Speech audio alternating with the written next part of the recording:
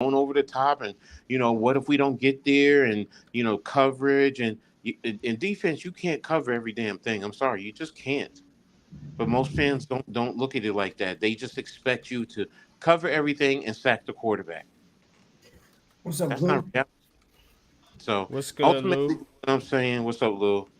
Going on? Ultimately, what I'm saying is, whatever happens with this coaching staff, whoever they bring in, I'm going to sit back and I'm going to watch and I'm going to support and I'm going to hope for the best. That's all I can do.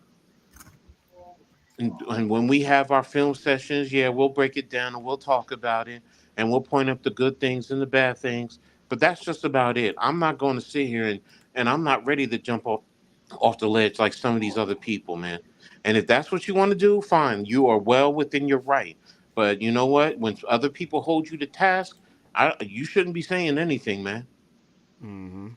You know, right now, if Wink comes back because he's still under contract, he's the defensive coordinator. If Wink is gone, all right, who's the next coach? And if we're playing more coverage, if it's Leslie Frazier, okay, let's go, Frazier. What's up? Yeah, you might have a shorter leash because you're just coming in, and we might look at Dable with a That dude was side eye. horrible in Buffalo, bro. Excuse me. He was horrible in Buffalo, but I get it, man.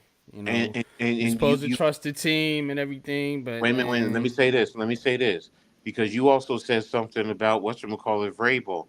Do you not know that Vrabel, when Vrabel was with the Houston Texans, he had one of the worst defenses? with the But Texans, yeah. but But again, he my played point. with we talking about with the Titans though, right? No, I understand he was the head coach and they did fair. They did well. He has a good winning record. My point being is, which I go back to what I keep saying. You're saying Leslie Frazier is horrible. No, there were some good moments and there were some bad moments.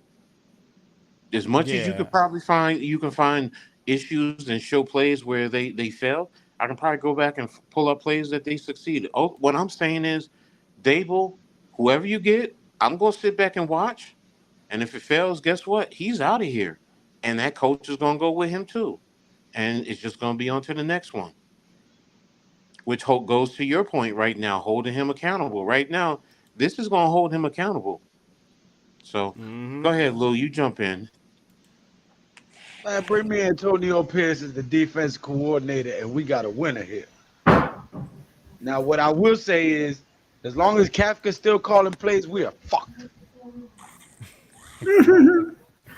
Mike Kafka should have been the first one fired, in my opinion. Then Bobby Johnson, then Thomas McGahee. In that order. Should have been Kafka, Johnson, McGahee. I don't know why we got rid of the linebackers coach when he turned McFadden into a decent linebacker. He put Those are inside. Okereke in good position. Those are inside linebackers, Lou. He's an outside linebacker. Technically, that's on like guys like Thibodeau and Thibodeau, yeah. Boogie You got rid Basham. of And, both of them. Huh? yeah, Well, he he's can't make outside. Boogie Basham be faster or No, more no. physical. What Yeah, I'm they saying got rid of. is he And he didn't. He can't make didn't. Ojolari not be injury prone. So that What? wasn't on him. So I think it was a hanging the guy out to dry to Mm. try to save face for your inadequacies. And the guy you hung out to dry was part of the defensive coaching staff when the defense is the only thing that kept us in those games. Our offense was zero, nil, zilch, nada, kaput, garbage, basura, trash, ass cheeks, dumpster juice. Our offense was fucking horrible. It was deplorable. It was Mm. bullshit. So for you to fire anybody on the defensive side and keep your shitty play calling offensive coordinator is bewildering to me. And it makes me question your decision making from here on out. So now, Yeah. in my opinion, Dable, you're on the clock. I Yeah, think he's we're on. all saying that, Lou. I think we all are on the Yeah, but agreement that's there. not why he fired them. He didn't fire them because they did a bad job coaching. He fired them because they were a bunch of fucking jerk off assholes that undermined him all year. So it became a personal thing. Maybe he's a jerk off asshole. Nah, You that's know But not what the I'm he's the head saying? reports, coach. man. That's Whether not the he's a jerk reports. off, You can't blame a li- guy when the other guy's undermining him. He's the boss. We He's just the head we said coach. the same thing with Joe Judge about the when the offensive line coach when what's my man's name from Dallas and he said Colombo. Colombo. We said the same thing about Judge in Colombo. Oh well, the coach has to do what he needs to do. He's undermining the coach, and he should get rid of him. And then turned around to find out it was Joe Judge was an asshole the whole damn time. Okay, but So listen, maybe we can say the same thing about listen, Brian Daboll. You know what? You can't have it both ways. Because if Dable is the asshole, he's the head coach. Period. Case closed. No. That's the thing. What do you want him to be? Be happy, joy? He's an asshole. I'm just saying. We've all had bosses that were assholes. Yeah. So Ren and Stimpy. He said, happy, joy. yeah, that's my shit. That's my shit. I ain't gonna lie. Yeah. But I get what you're saying, NYG. But what I'm saying is, you can't, on one regard, say, well, he's an asshole. That's a problem. But then again, if he's being too kind and nice, then you want to hold him to task. No, he's an asshole. You deal with that, or you get out. Period. Because He's he is the head boss. coach. He is the boss. He brought you in. Get a clue. I know this ain't Boss sports, side. but what y'all think about that synagogue that got discovered today with the tunnels in Brooklyn? I don't know anything about it. Yeah, because they ain't covering it on the news. Go on Twitter and look. There's a synagogue in Brooklyn, Lubavitch. They found underground tunnels under the synagogue with children's mattresses with shit stains and blood stains on them. But the news ain't showing it. Oh God. Yeah. They not. Does it go to Gaza? No, it's in Brooklyn. A-hole. Okay. But let's transition to Coach. You want to do the segment now, or Bunch of about, Epsteins. Oh yeah. Go ahead. about Let's- halfway in? So we're gonna introduce a little bit of a little something new here. And it's cool. We got Miz and DJ or MC Lou G Nation. Yeah. So while we wait for the Knicks game to finish, they're almost finished. And then we're gonna get into the basketball. We're gonna jump into something new here. I want to introduce for the show in 2024, man, and it's got to do with NYC culture, man. We all grew up in New York City area, so we're going to get into a little bit of the culture and just have a little bit of discussion that's can be sports related, but it's all going to be more culture related, man. So I'm going to play a little trailer, man, then we're going to get into the discussion and the topic. I think you guys will like it, so stay tuned. Miz,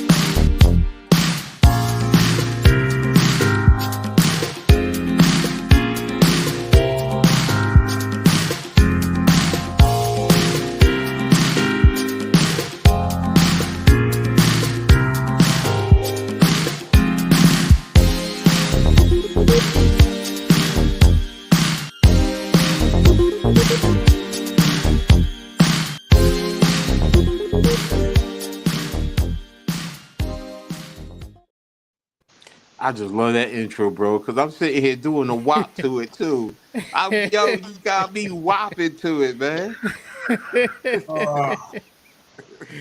Yep.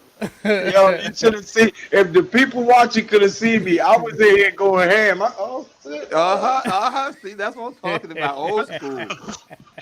There you go. Oh man. So the topic on deck is the top 5 hip hop artists of NYC. Top 5 hip hop artists of NYC. Um, and I got my list. Coach got his list. And we're gonna get into that. It took a lot of thought, a lot of you know, My really list, thinking. my list But is gonna consist of some people that ain't even signed. and that's okay, and that's Cause okay. there was But there let was a dude. let me let us get into it real quick. So I'm gonna start off with Coach. Coach, you there? Yeah, I'm here. All right. Coach is there now. So I'm gonna start off with Coach's list, and then go through your list, Coach. I got your honorable mentions up there. Go through your list and explain why you got your list the way it I bet is right me and now. coach's list are gonna be very similar. Go ahead. So that's Coach's list. Go ahead, Coach. Go. We on the Rakim is clock. number one. That's a fact. Jay Z. It's in New York, rappers Coach, from the whole country. you there? Jay Z. Did we lose Coach? You got Jay Z on your list.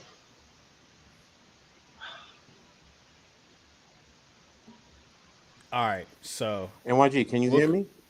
all right. Can you Now I hear can hear me? you. We hear Go you ahead. now. Yeah, We yeah. hear You you there now. now? Oh, You all right. there? Go ahead. All right.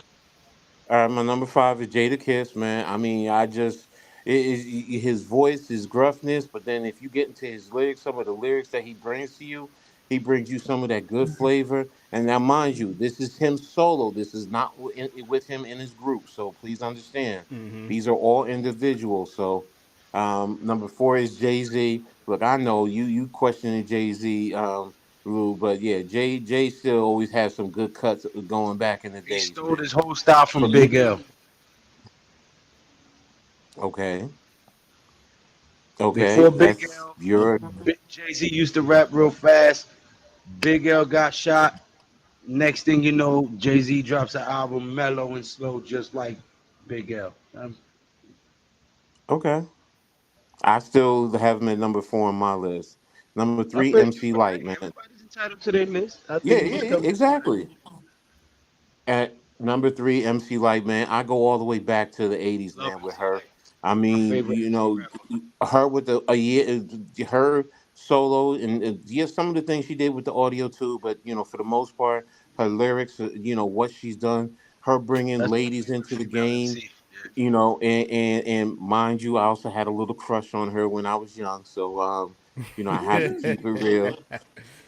Number 2 is Biggie. I mean, is there anything more to say that you needs to Big be ain't said in about your top Biggie? 5. I'm sorry. I have to question you as a person. If he's not in your Right. top 5, okay, what you think? Well, for me, he's number 2. I mean that Ready to Die album, man. Wow. I mean, what can you say? And then All always, time. always is always gonna be number 1 with me with Rakim. I mean, from Eric B and Rakim to with his solo. One of my favorites is Mahogany, man. I just love that song. I mean, and it's just he just brought he helped bring me honestly into the rap game and to really fall in love with it back in the days. I mean, I was just casual, just like to be honest with you, I was really a metalhead back in the day, and Rakim is one of the ones who really brought me out. So introduced me into the rap game, you know, with everything that he did, his style, his flavor. I mean, he can give you a little smoothness. He has great lyrical finesse. I mean, and his lyrics in itself. He can have fun with it, but he can also make you happy. Be conscious and try and be aware with everything. So, that's always going to be the R is going to be number 1 for me. So, and you want me to touch on my honorable mentions? Yeah, go ahead and go through your honorable mentions because I got my honorable mentions too as well. Okay. I And mean, our list is a little similar, but some differences. yeah, I mean, Red and Meth, the kind of, go hand in hand, but Redman, Brick City, what can I say? I mean, he got to represent Jersey, but he gives you that flavor. Meth. I know he's fun with it. For me, Keith Murray, the most beautifulest thing. I mean, and he just gives you so many different characters and layers to his rap style. Most Def, man. I mean, it was hard for me not to put him in the top five. I'm going to be honest with you. I really was battling putting him into the top five because I just love everything with him. I mean, going all the way back to with Black Sheep, and then the Il Nana, man. Come on, man. Il Nana, she's wicked with her lyrics. Man, It's get not through your just the honorable mentions, man. I'm just- huh. It's Let not him just cook. it's not just see, it's not sex appeal with her, even though she does have some great sex appeal. And she does, in a sense, whether you really accept it or not, she represents the streets more than any other female artist that's out there for me. I mean, she's Facts. there. She's tough with it. She can go blow She for was blow with abused just by your about. number 4. Yeah, yeah, but she can go blow for blow.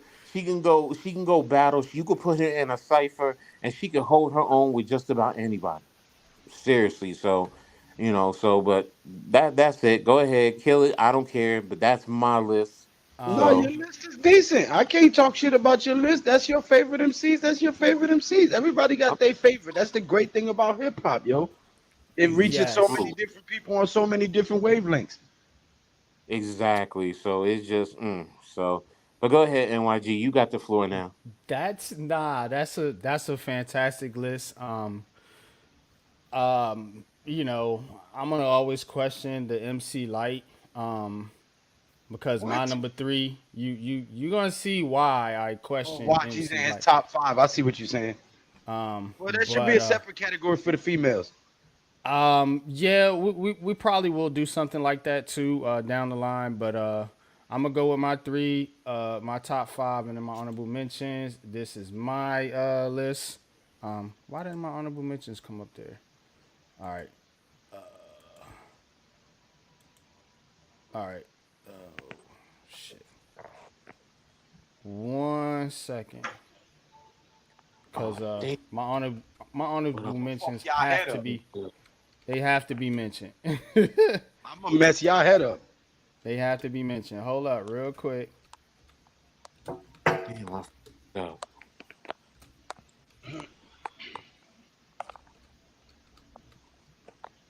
All right, all right. Here we go. Damn, I forgot to put this on. Shit. Bless you. Thank you. All right, man. So like Coach, similar. I got Big number one off rip. To me, Big is the greatest MC. And it might be a little Brooklyn bias on my part, but look, I'm telling you, bro. Like this dude, like he could rap like Bone Thugs. No, He did a song where he sung on the track. Like the versatility was ridiculous. You know what I'm saying? Right. You know what I'm saying? Like talent wise, it was Don't cry no more. You've been robbed. robbed. Look, I still, I'm not. I don't want to talk that one track where he with Shorty and she's saying you greasy greasy Kentucky Fried. Yeah, I'm Kentucky Fried Chicken eating. Uh huh. Yeah, yeah. me and my bitch that Yes. eat like Yes. you know what I'm saying, like the give me the loot, give me the loot. You know what I'm saying? Yeah. Yeah, bro. Storyteller. You know what I'm saying? Out the ass. Pause. Greatest MC Mm-hmm. in my books. Rakim, enough said, man. Coach touched on it. Yeah, that's the GOAT. That's the pioneer, man. That's the real God MC. That's the Mm, God MC, right? The true. legend. You know what I'm saying? He's the one that set the stage for some of these other rappers. Well, most all these other rappers. Nas being one of them. Look, man, Nas is just nice. I can't. Nas is still dropping hot albums, bro. Go check out Nas' resume. Like this dude is still spitting. You know what I'm saying? And my number 4, he's still spitting too. Jadakiss, man. Yeah. Jadakiss ain't never had a not what he said. They said Jadakiss has never had a whack 16, bro. Like Never. every 16 he's put out Never. there has been hot, bro. Bring the heat Like, every time. Every single track. And then Jay is on there just because Jay-Z in my era had probably 4 of the hottest albums of all time. When you're looking at those Blueprint albums and then Reasonable Doubt. Now recently, if you got recent bias, I understand. Recently it's not been a good, and whatever behind the scenes shit is going on with him. But from a musical standpoint, I can't ignore like those Blueprint albums and even the Black album. You know what I'm saying? So Jay-Z has to be on that list. I thought about flipping him and Big L since Lou had mentioned that because people sleep on Big L. This dude was going to be one of the best rappers of all time, bro. And his life got cut short, unfortunately. And yeah, he's very underrated, as is Mos Def. Fabulous. Most definitely is in my top 5. I could. That's reasonable. I could put Mos Def up there. That's why he's in my honorable mention, man. But I want to talk about Fab for a minute, man. A lot of people think Fabulous is this commercial rapper. Now, that dude spit bars, bro. He's in my honorable mentions too. He's damn near in my top 5. That's a beast. Yeah, I had to go back and forth here. Really, you know what I'm saying? I'm giving my top 5 gets it more or less on longevity and whatever have you, you know what I'm saying? But don't disrespect Fab and don't disrespect Big Pun. Big Pun was sick, bro. Like, that dude could spit, man. He's in my top 5. He set the way for a lot of rappers, man. And I definitely look, Pun, Fab, Big L, some of the most underrated rappers out there, Mos Def, but it's not just about the mainstream rappers, those that get the clout and all that, man. That's why I definitely had to put those in my honorable mention. Shout out to your honorable mentions too, though. Redman, Keith Murray, definitely Method Man. But they from Jersey. But yeah, like I said, a little Brooklyn bias in my list, but you know what it is. But Lou, if you want to chime in and give your thoughts on the list, man, and then we're gonna get into this basketball stuff. Rakim the Master. Mm-hmm. Biggie Smalls. Mm-hmm. Mos Def. Mm-hmm. Nas. Big Pun. Honorable mentions: Jada, Fab, Big L, and this rapper called Supernatural, who never got a contract but never wrote a verse. Everything he did was off the top. And I watched him eat every signed artist that we had in the 90s. On the block. Here's Signed one artists rap. come to test their wit against him on the block and get smashed with their best written against his freestyle. His name was Supernatural.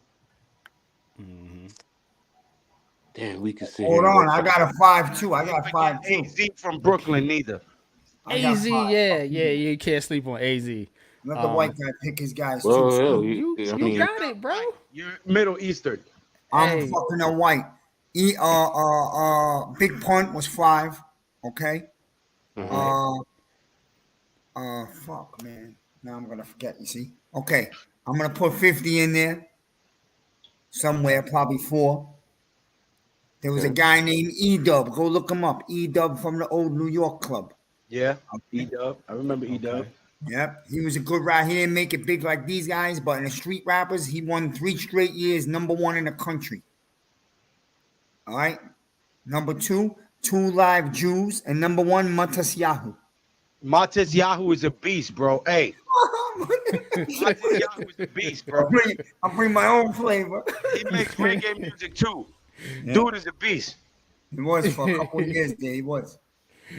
Yeah. Of Okay. course, Okay. Biggie got to be at the top, obviously.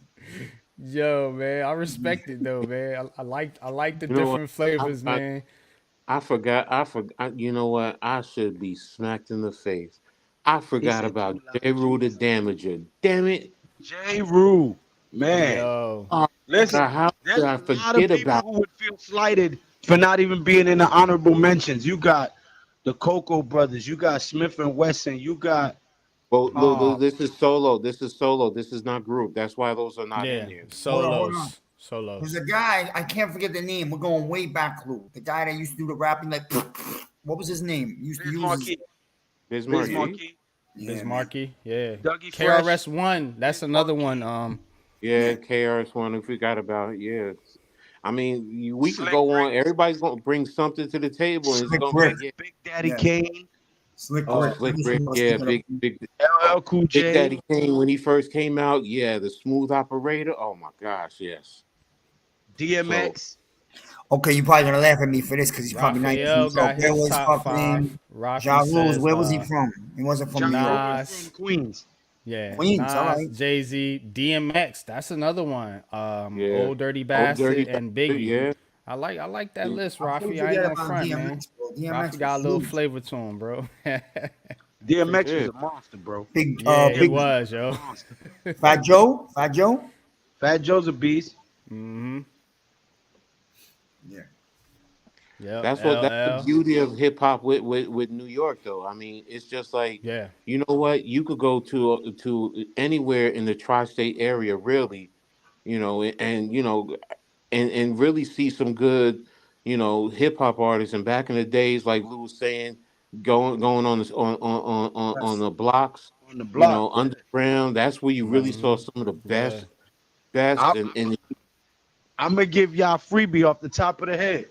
Top 5 females to me: MC Light, Rod Digger, uh, hmm Remy Ma,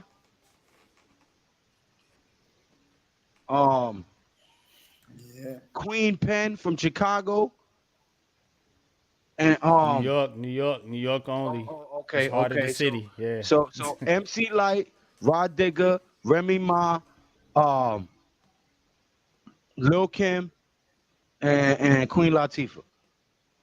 I'm taking Little Kim and I'm putting in Roxanne Shante. No love for Charlie B. Moore. No. She's not Jersey. She's not New. She's not New York. She's Oh Philly. yes, right. All right. DMX in Don't my go. Don't top mess with me five. with Charlie now. You know me and Charlie, man. That man, man. I'll bury my. I ain't gonna lie. I'll bury my face for days. For days. You hear me? Lauren For Hill, days. yeah, y'all Oh my disrespecting God. Lauren Hill. Don't do that. Wow. Yeah. Yeah, Look at you know. Rafi in the chat, I gotta yo. take Queen Latifah out and throw Lauren Hill in there. Facts, bro. You Mary can't J gotta wasn't put from New Lauren York. up there. Mary J. Mary Yeah, J, she's not a yeah, she's rapper. more of a R&B artist though. She's Yeah. yeah. Yeah. Even Yeah, though but she's she the was We do queen great. of hip hop, R&B, yeah, she's you R can and definitely B. put her up there. She's the queen of Definitely. R&B soul. Yup. Yeah. Yup. Well, Lauren Hill got this two is fine. We categories were actually talking because about she it rapped last week. and did R&B.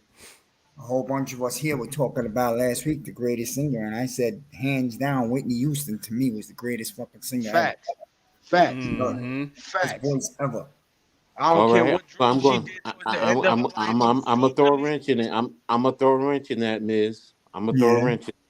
Okay. Yeah. She's Go the ahead. greatest female singer. The greatest male singer is Luther Vandross. I'm putting them both on par together. All right. You said Luther and Luther, Whitney? yeah. Luther can throw down, bro. Mm-hmm. Yeah. And I had close to Whitney was Celine Dion in her prime, in her young years. I I had can to hear say, you. She was good. I have to say Marvin Gaye and Whitney Houston. Mm. Yeah, Yeah, I don't know. It's just something about Luther. Luther just give you because you know what it is. I got so much ass off of Luther on my CD on my tape. That's what it is. I have to be honest. That's what it is. My voice is Luther had that baby making music, man. baby. I got sick this morning. The sea was storming inside of Inside of me. me. Now I give you Baby, my favorite group growing up in high I'm school and shit. capsizing. The waves are rising and rising. Boy, Rising. that nigga was a monster. Boy, you better And I stop playing get with that Marvin. feeling. Yo, yo, boys Yo, to men, bro. Boys to men. that's a group though, Yo, and they from Right, Philly. yes. that's that group. My favorite group ever. Yeah, Yeah, they was from yeah, Philly though, but that's they was fire. yeah. They I fire don't though, know. man. Boys to Men to me don't replace the legend, the greatest group for me, which is the Jackson Five. Temptations. Oh And man, if I you don't mean, get out of here, man. nah, I grew up. Look, the Jackson Five when they was kids. I'm sorry that when I was a kid, that Oh, you talking about man, that when they was a group? Okay, all right, all I right. said the Jackson Yeah. Five. That's what I said. The The Jackson Jackson Five. 5, yeah. Oh, When that's they was right. kids Stevie though, but when Wonder. they got older, it Yeah, was a rap. yeah. No. As adults, no. Once You Michael talk about left what them you as a talk about when group, music was music, man. You talk about when music was yeah. music. Not like Yeah, today. man. Not today, Look, bro. you don't This is understand. Back in the days, classics. You're talking back about in the when they still days, used instruments. When's the last yeah, time you see somebody actually use an instrument? All these to, beat machines and loops and Yeah. Pro Tools exactly. and Yeah, yeah. 808s Stevie and Wonder, that's a good one. Well, Prince. Oh you mean man, like who when was T talking Pain about came Oh, Prince along? now?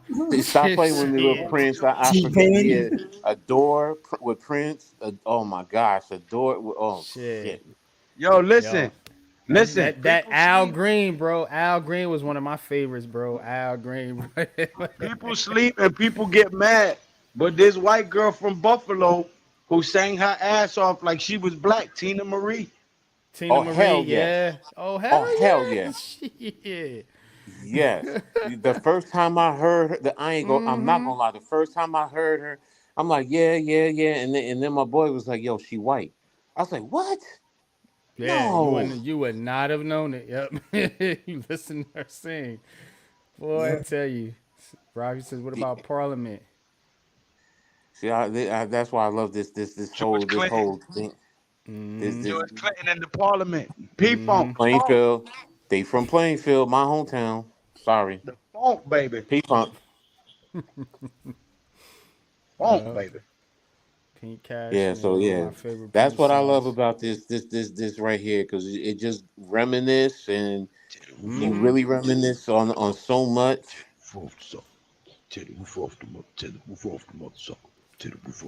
We got a whole lot. Let me stop.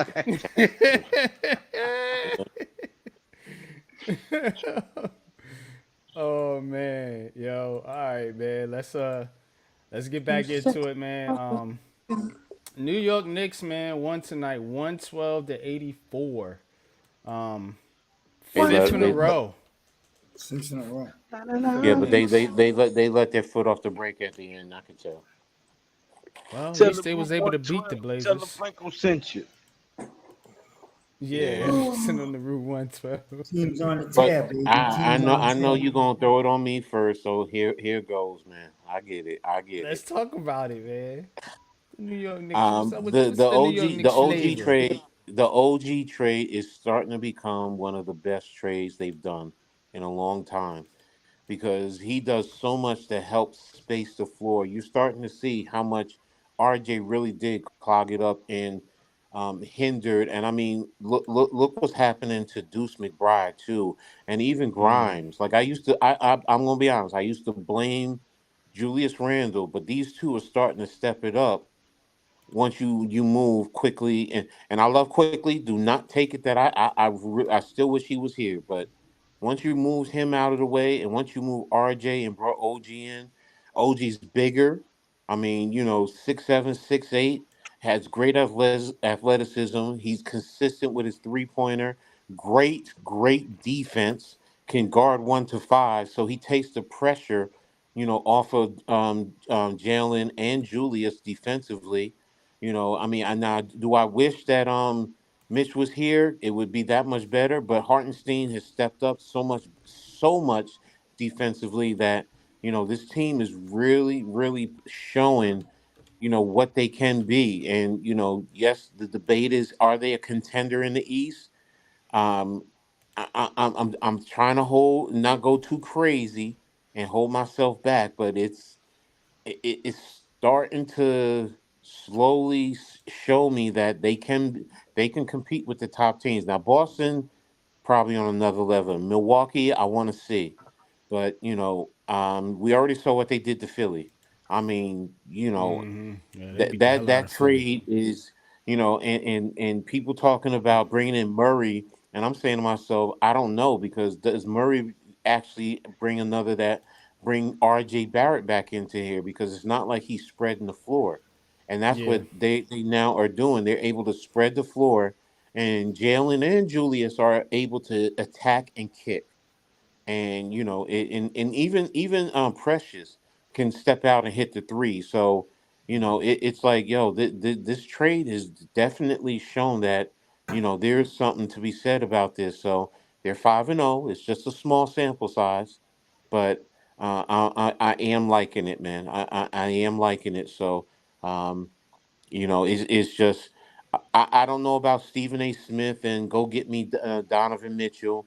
I get the thought about it, The but star chasing though, that's the thing. look. I say, if you're gonna start Chase, just be smart Oh, about it. what's good, bro? It's What's more. up, man? It's my brother, What's man. What's up? good, bro?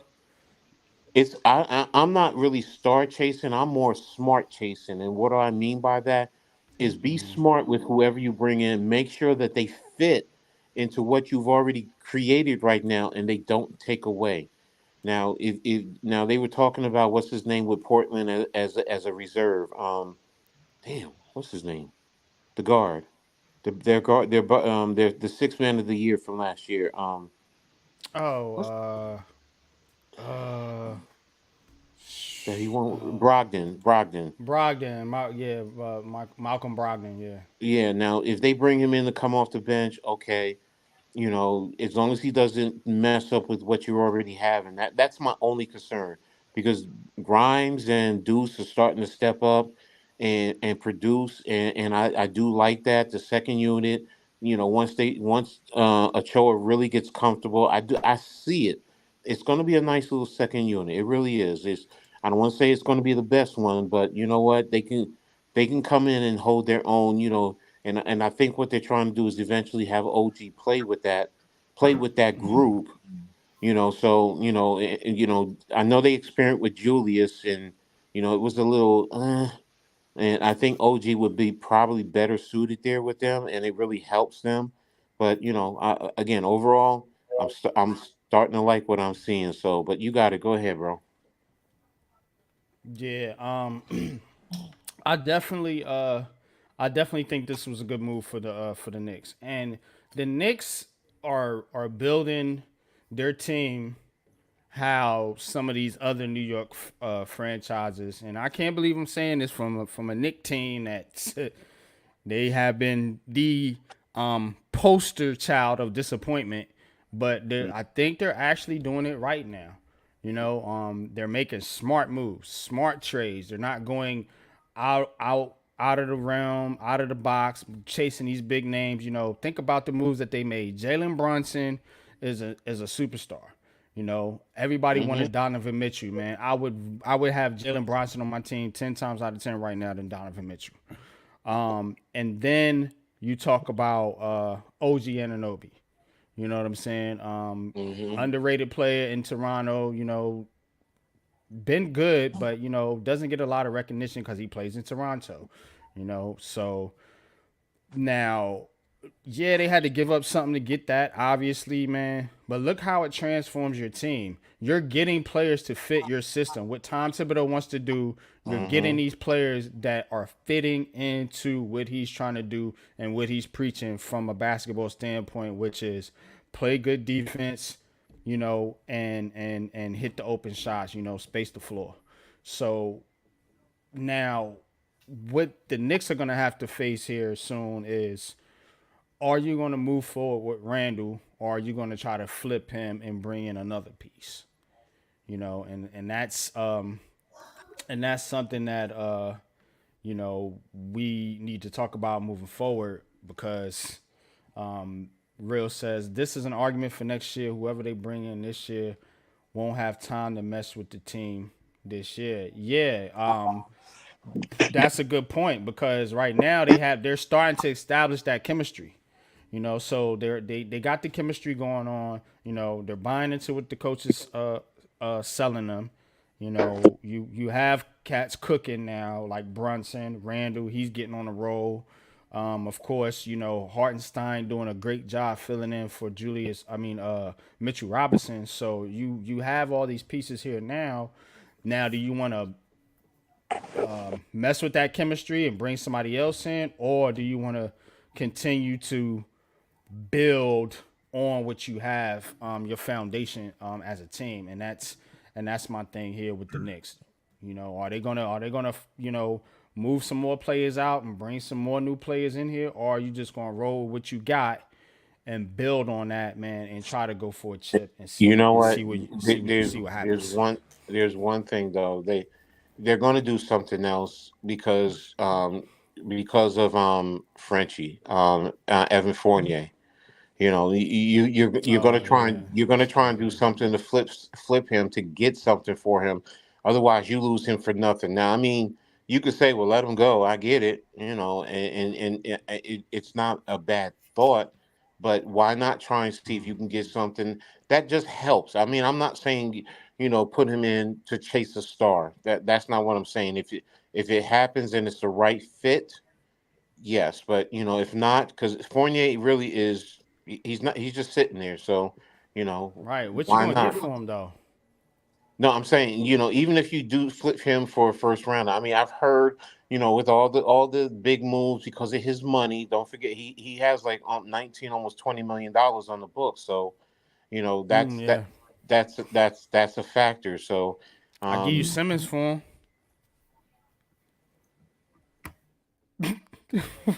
to be honest with you, Simmons probably would fit on the second unit because of him. his Give you defense. You Simmons don't for need him him. for scoring. He could just do defense and rebounding. He's 6'10". Yep. Hey, there you go. What you want? Frito Lay's, No, Gatorade. I'll give you Evan Fournier. Um, I'm gonna give you Evan Fournier. Period. Case closed. You said you'll give me Simmons for him. Well, Simmons is 6'10", can play on that second unit. He can facilitate at times. So yeah. that's all I need him to do. When he's There's playing. no. I understand the injury issue is a big factor. So maybe you would probably I don't know. It's just I see him fitting Tibbs better than Fournier. That's the point. Yeah, I agree. But the Knicks, with the big win tonight, 112-84 over the Blazers. I'll run down some stats for you guys. Julius Randle, 7 out of 17. He had 20 points. OG Anunoby, 29 minutes, 9 out of 12 from the field, 4 out of 6 3-point shooting, 23 points. Hartenstein, 14 rebounds, 3 assists, 3 steals, 1 block. He had 5 points. Brunson, quiet night for him. Only 3 of 11 shooting, 1 out of 7 from the 3-point line. 12 points, 7 assists. DiVincenzo, 4 out of 9, 3 out of 8 from 3-point land. 13 points, 4 rebounds, and 2 assists. Good production off the bench for the Knicks. Got McBride with 16 points, 6 out of 13 shooting. Had a steal and a couple rebounds. And then you had Quentin Grimes, 5 out of 11, 4 out of 9 3-point shooting, 17 points, 3 steals, 4 rebounds. So Knicks overall, they only shot 41% from the field, but their defense holding the Blazers to 38% shooting, 6 out of 29 from 3-point line for the Blazers. So that to me looked like the deciding factor. What's the rebound? What's the rebound in in the the game. situation? Knicks out rebound the Blazers 55-43. 55 to what? 43. Okay. Yeah. Yeah, see, that's what they need to do. They need to make sure they out rebound the opposition on most nights. So So I mean, yeah, I know it's Portland, so it's not like it's an upper echelon, but that score is closer than what it was because I was monitoring it. Um, I think at one point I think they were up by like 34, 35 points. So Yeah, yeah. They control that game, start to finish, pretty yeah, much. So Knicks on the road right now.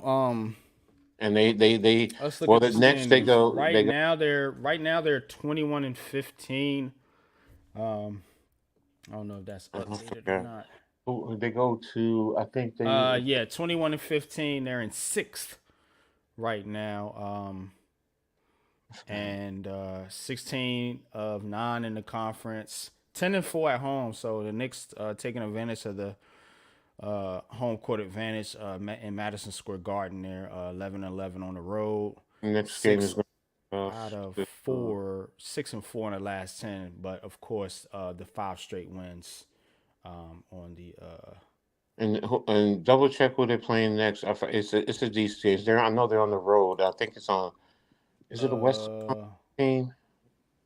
I thought it was Cleveland. Yeah, Cleveland. No, it's not Cleveland. Because after that they have Memphis, and then I know they The have next game they have is Cleveland. and then after that is Memphis. After that, it's Cleveland, Miami, Portland. Wait a minute. No, Oh, I'm sorry. I'm looking at the Nets. My fault. All right, Knicks. All right, here we go. because I said these are the games they can make a run on. Yeah. So let's see here. Show me the goddamn schedule.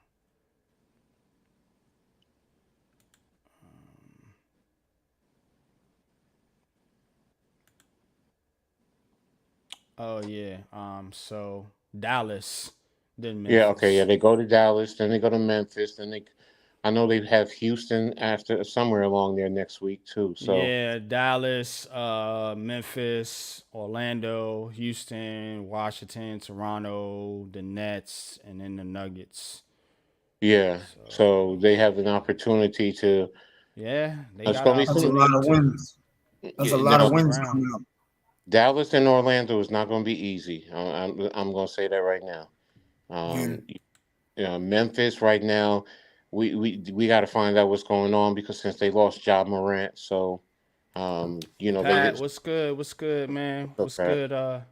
What's up? NYT, I see y'all in the chat. What up? What Hi. up? What up, Earl Cole? What's up? What's popping, Hi, bro? Thanks for stopping in, Earl. Appreciate you as Mission always. man, what it do? What it do, man? Appreciate What's you up? coming through, man. Appreciate y'all. But yeah, go ahead, Biz, jump in, Lou, jump in. I know y'all want to give your take. Yeah, let's hear from the Knicks fans before I get into these Yeah, bum the ass Knicks. Nets. I like it. The Knicks are playing good. I'm excited about the Knicks. Jay Lay, what's going on? Sorry. Since 1989. So, yeah, like you said earlier, it's the first time the Knicks are doing it right. Cannot criticize a damn thing they're doing. Love it. Mm-hmm. I can. Okay, why is that, Lou? Because we've sucked for 30-something years. But it's changed now. It's turned around. Appreciate you, NYT. Appreciate you subscribing, man. Actually, Support. in New York right now, you got to say, both teams in the Garden are the best teams in the whole damn city. Rangers are kicking butt right now. I ain't gonna lie. Yeah, they on fire. To be honest with you, I was thinking about watching them because they're on primetime on Saturday afternoon at 1. So I was like, maybe I'm gonna check them out since there's no more football. So Never know. Yeah, Could be shades of 94. You never know. could be. Both Yeah, those teams made a run. could be, man. Of course, the Knicks that year failed to bring home the championship, whereas the Rangers did. And I was at the parade as a young whippersnapper. I skipped school to go to the Rangers parade. Yeah, me too. I was there. anything to skip school, I get it. That's what it is. Yeah, Trade made him a different team. Just wish we still had Robinson. That injury sucks. Yeah. yeah. I wouldn't trade anybody. I'll leave it alone right now. Yeah, I don't see why you would They're fun. trade. But as for the Brooklyn Nets, this team is a Jay. hot mess. Um, struggling out the wahoo. They have lost, I believe, 12 out of 15 games. Um, sitting at 16 and 21 right now. And it hasn't been good, particularly for Mikal Bridges and this shooting slump that he's in. Mikal Bridges, of course, brought in here to be the main guy after one Kevin Durant took his basketball and went to Phoenix. So hasn't been good. Questions about the coach now, of course. You're always going to point the finger at the coach when the team is struggling. But Jacque They're Vaughn trash. hasn't been a very good coach up until this point. Questionable rotations, questionably sat some guys in a game against Milwaukee, a game that the Nets needed to win and compete in. Not figuring out what to do with Cam Thomas, in my opinion. 1 minute he's in the start lineup, the next minute he's on the bench. You don't see a lot of progression out of this team. So, to me, you got one team going in one direction, you got another team going in another direction, and that's the Brooklyn Nets. So, I think the Nets need to just tear it all the way down and start a whole new rebuild. And if that means getting Mikal and moving on from Claxton or whatever else and trying to recoup some draft picks, and maybe building around Cam Thomas. Or if you don't want to build around Cam Thomas, you can let him go too. You can ship him out if that's the case. But I'm really nervous about this coach, this Jacque Vaughn dude, man. He's not inspiring to me. He doesn't look like he don't have championship coach demeanor. You know what I'm saying? And he's not getting the most out of his team. I feel like you got talented guys, Mikal, Cam Johnson. But yet you want to. Yeah, you're right. Dennis Smith Jr., not playing him. They just need to – I think they're half-assed doing it right now. They need to tear it down, start new, and figure this thing out, man. And I don't know if Jacque Vaughn's the guy. I know he got a contract, man, but I'm not with Jacque Vaughn right now. Need to bring back Kenny Atkinson or something like that. The Nets with these coaches, these fluff coaches, man – it just not cutting it to me, man. But what's your thoughts, Coach?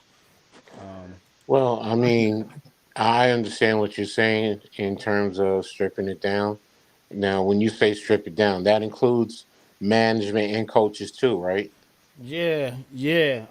My man got to go. Sean Marks, get him the fuck up out of here right now. So, I mean, you do have some valuable pieces that you can get draft picks for. So, I think you'll keep Mikal. I'm not going to lie to you. Is he the number one? No, but he could be a good 2 or 3. As long as you have a good number one. To be honest with you, maybe Donovan Mitchell is better suited for you guys. To put him on your team right there because. What he'll does Donovan Mitchell want though? Is he trying to go somewhere where he can contend? He wants to play in New York. He wants to. First of all, I know he wants to contend, yes, but I know he wants to also play in New York. If it's not the Knicks, I did hear it was Brooklyn. So, because it is. KD and Kyrie said they want to play in New York too. I'm sick of these dudes wanting to play in New York. Then when they get to New York, they're like, "Oh, I don't want to play here. Give me the hell up out of here." No. Don't forget, Donovan Mitchell is from New York. Yeah, so it's not like KD. New York. They went to So the wrong New York. Sorry. yeah. So what I'm saying is he probably would fit in nicely to take the pressure off of Mikel because he's that money guy. So NYT is right. They need to go back to Jersey where they belong. Brooklyn could Back keep to him. Jersey. Brooklyn could keep him. No, we don't want him in Jersey no more. We don't want him in Jersey. They didn't want to be here, so you know what? Well, Brooklyn can keep him. we'll take the Nets. Y'all can have the Knicks. And all the hype and the media, whatever goes there. But at the end of the day, you're still gonna be on the couch with the Nets at the end of the season. So no, we have what we need. We have what we you are. need. You are every year. So We are. Every year. We have what we need, which is the Giants. We have the Giants, and that's all that matters. So we don't need anything else. Fucking So Giants. Just ready to shit their asses to Jersey. God damn it. they are in Jersey. What are you talking about? They are in Shit, we'll Jersey. ship them to goddamn wherever. Ship them to No, fucking but England. as far as the And the fan base. I mean, I understand your frustration, and it's you. One moment you have KD, Kyrie, and you're thinking you're going to be competing for championships, and it implodes, and then you make the changes with coaches because they hired the wrong coach from the door, and now you have Jacques Vaughn, and people did question why hire and bring him on because he didn't do well in I Orlando. like his ass as a player. I remember his ass, man. So, when he was a player. But I will say this though, if you honestly are going to restart, Kenny Atkinson does not want to come back, so forget it. Yeah. He's out the door. Honestly, who do you think would be the best suit if you're going to restart? Oh shit. I don't know, man. I feel like we need we need a established coach. We need somebody like Tom Thibodeau to get us to that point. Like I feel like Tom Thibodeau is a coach that can get you to a certain point, and then maybe you want to get a move on and get somebody that can get you to a championship level. Like we just need somebody that can get us back to, a level point. And this slide here is showing me a lot about this Nets team that Jacques Vaughn can't handle this shit, man. He's not the guy. He's not the guy. You know what I'm saying? And you out, Lou? That's what I'm out. Oh, Lou's not out. Yeah, I'm going. I gotta go. I gotta run to the store, grab some stuff for the boys. You ain't fucking going nowhere. You stay right there in your chair. You hear me? Hey, whatever. I'll see y'all tomorrow. all right, man. Appreciate you coming through, bro. Appreciate it, man. Go sub to G Nation Inside Sports, man. Big Blue Crew. You already know what it is, man. Leather to the face. Saturday nights, man. Get your boxing on, your UFC, your bare knuckles, anything that's doing with combat sports, man. G Nation Inside Sports got you covered. And of course, the New York Giants all day, every day, man, bringing you the heat, man. So shout out to my bro, Lou. Appreciate you, G-Nation fellas. Inside Make sure you Sports. subscribe to Coach Ed Miz and Unpopular Opinion Sports. And until next time, fellas, y'all know what it is, man. Thank you for having me, guys. All right. Peace. Man. Appreciate you. Thanks, Lou. But yeah, man, I think they should get tear this thing down, man. That's kind of where I'm at with this Nets team.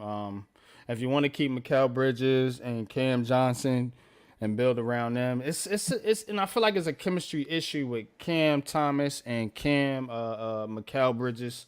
I don't know if they're a fit for one another. Mets wants in, bro. Let Mets in. Mets. Cam Thomas wants to be a superstar, and the way he said it was funny. I question if he's really ready to put in the work and just because in a sense you got to shut your mouth and just go out and play, and let your play speak for itself. You behave yourself, bro, because I don't want to kick Mets, let him have it. I don't want to kick you out of here, man. Let's go. That to people. Where's Pat? He working still? We have a structured show here.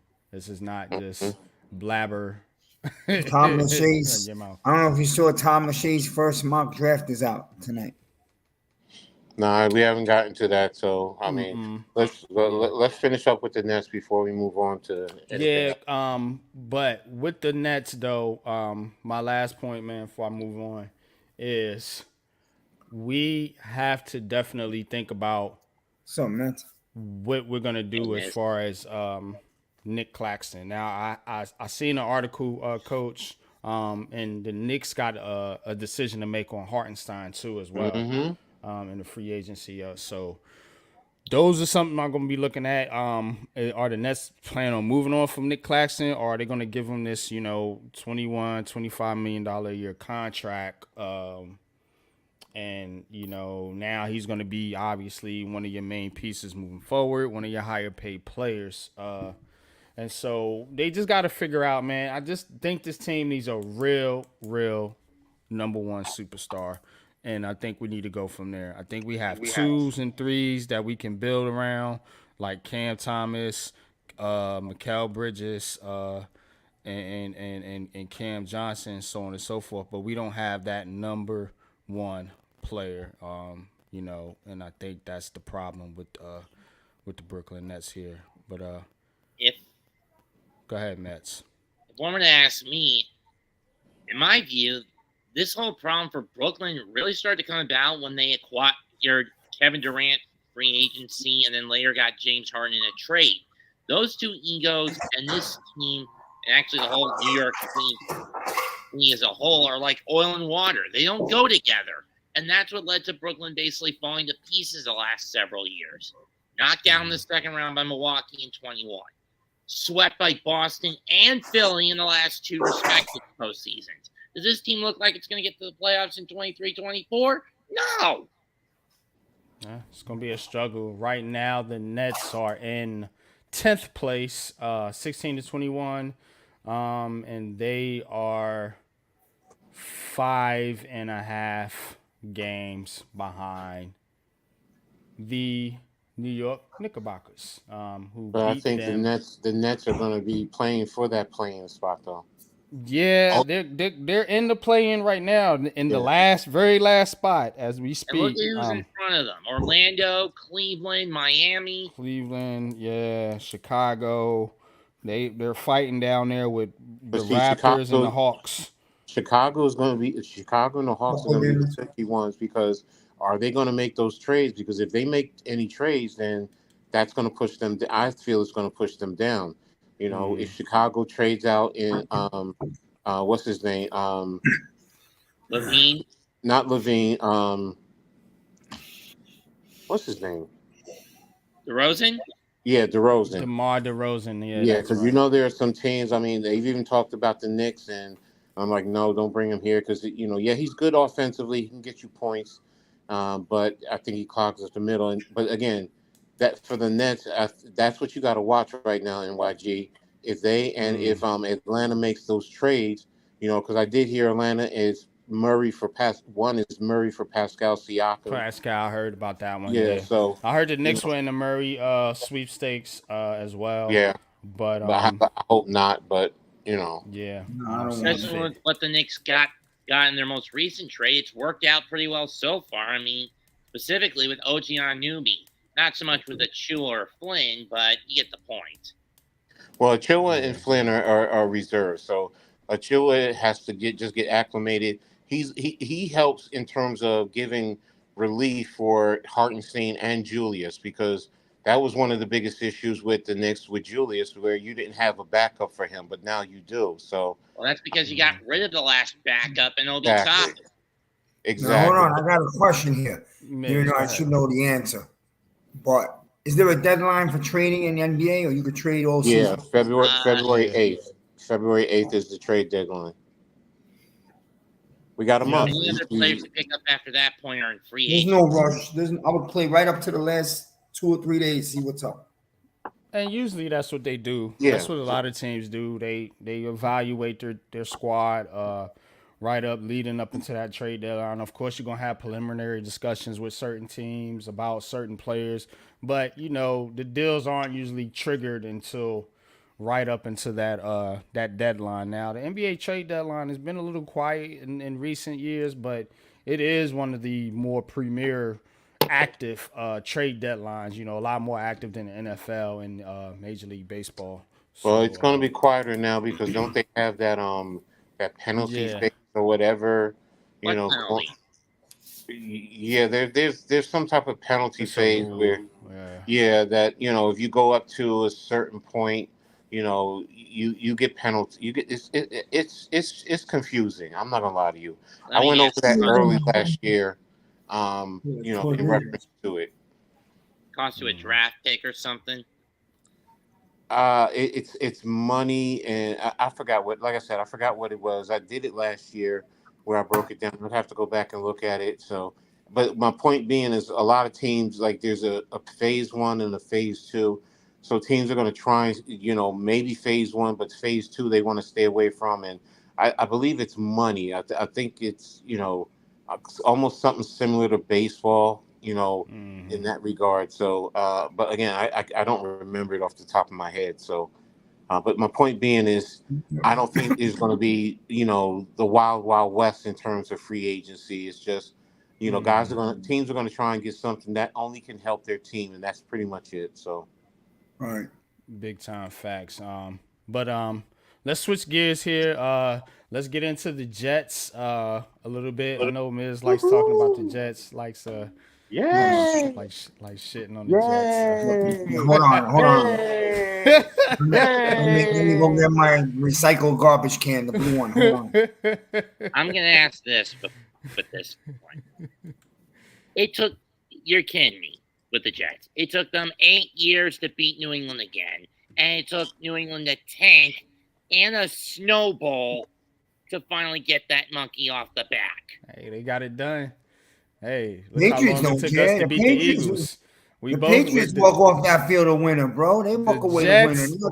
Jets beat the Jets beat the Patriots when they was down and kicked them while they was down. The Giants did the same thing to the Eagles. Yeah, Ain't no sympathy here, damn it. Oh yeah. But yo, still, don't be a delusional Giant fan. Don't think the Eagles came and played their hardest A game. They really did I not. don't give a damn, yo. We beat Oh no, them. I'll take it. Of course, I'll take it. But let's be honest with ourselves. I'm just gonna say this about the Jets season as a whole. What killed them? Putting all their eggs in the Aaron Rodgers basket. Mhm. They did the same mistake 15 years ago with Brett Favre, and it blew up in their faces. Yes or no? Hold on, I'll get Buko in here right now. NYG. And we knew it. I said it. I said it on this very show. I said He was going this ain't off gonna all end day. well. I This even is not said gonna off end camera well on my own with show the that it Jets. wasn't going to end well. And what happened? 75 seconds, torn Achilles. He's out for the year. And after a Pyrrhic victory against Buffalo in the opener, it's status quo Jets. congratulations. You got the win. You got the monkey off your back. That's really the biggest thing. Yeah. So they went out there and they won the game. So now the next phase is, preparing for the free agency, the draft. What are you doing? And the big monkey elephant in the room? What are you going to do with Wilson? Zach Wilson, I mean. What you gonna get for this cat? Well, they got something for Sam Darnold, so I can't say they're gonna Somebody get will nothing give for him. something. They'll probably give a 5th or a 6th round draft pick. Yeah. And, What did Dallas give up for Trey Lance? what? I think a third or two. No, I thought it was less than that. Yeah. I thought it was a 5th or He was saying all day, Buko, that he's really mad because he wants the whole fan base wants Salah out. They want Verbal as their head coach, Vrabel, which is not going to happen. The Aaron regime's Rodgers doesn't back want for that. one more year.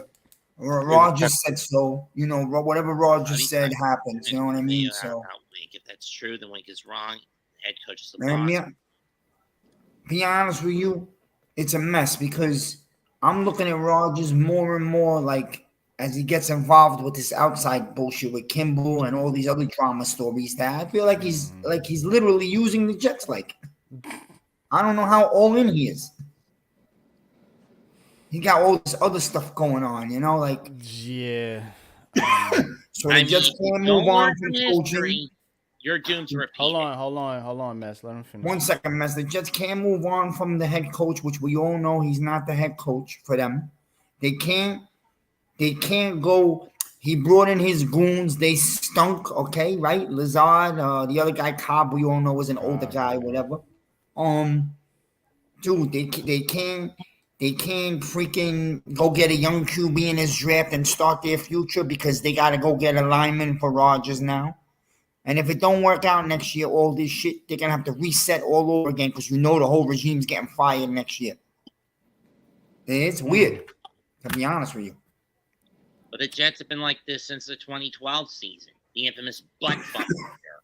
And that's when things went into a tailspin. The closest they've gotten to even reaching the modicum of former glory was 2015, and Rex Ryan blew it in the finale against Buffalo.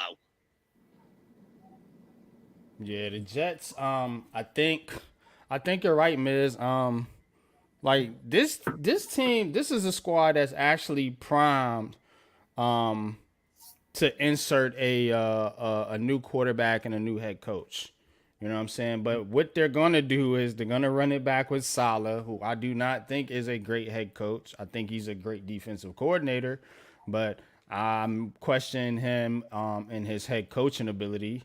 And what's this guy named Hackett? He's terrible.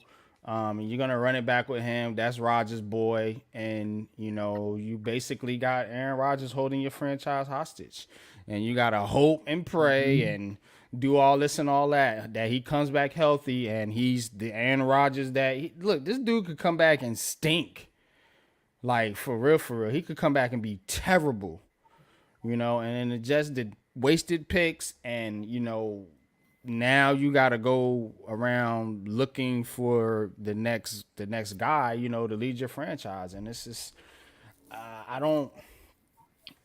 It's hard. With It's that hard too, with I the think Jets, is this like the same thing I say about the Giants. This is a little bit different because their QB's much older, but this is the class for them to get that young quarterback. I don't know if that's going to be there next year or the year after. That's the whole thing.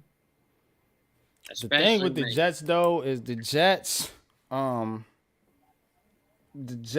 in the AFC East. We're in the NFC East, whatever. Simulations are similar, but with the Jets look, the Jets got a good team. Like, I mean, they have a lot of pieces already in place, but the problem is they don't have no direction because you don't know what's going on with the coach, with the coordinators, and then this quarterback situation with Aaron Rodgers. So I don't know. It just feels like to me like he's in the way because you're waiting on him, and you can't. You're making moves based on Aaron Rodgers. You're building around a 40-year-old quarterback.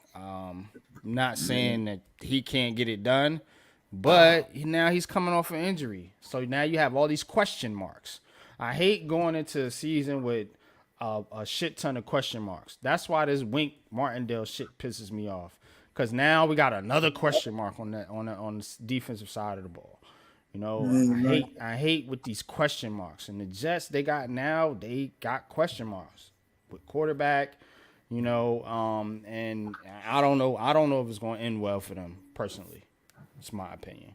Coach, get in there. No, you guys covered it all, man. I mean, the way this organization is run. I mean, leaving it to Aaron Rodgers, basically, he's holding them hostage. I mean, there's not much they can do. I mean, what can you really add to this franchise that's going to help elevate that offense? Aaron Rodgers is coming back, but like you guys alluded to, the injuries. I mean, how good is he going to be coming back from the injury? And you got to be able to protect him. So you got to build the offensive line. So they don't have a second round pick. Remember that. So. I mean, look, you definitely need a here's tackle. the thing. If those two tackles, one of them doesn't get to 10 for the Jets, they are screwed. We know one of them is Olu, who I would want the Giants to get, but who's the other tackle? Joe. You got Joe O from Notre Dame, and you got the other guy from Penn State. Those are the two beast tackles. There are other ones that are good, but not on a mountain level. So that the those Jets two are picking 10. Yes, I can tell you right now, Tennessee more than likely is going to take an offensive lineman, and then you got to worry about the Chargers. who could take a tackle. I'll be honest with you, and like you The also got to Arizona put the Cardinals Giants in could that take a circle. tackle. You The know what? Giants Y'all could take a are- tackle. Yeah. Y'all are forgetting one thing though. The tackle from Washington, he is there.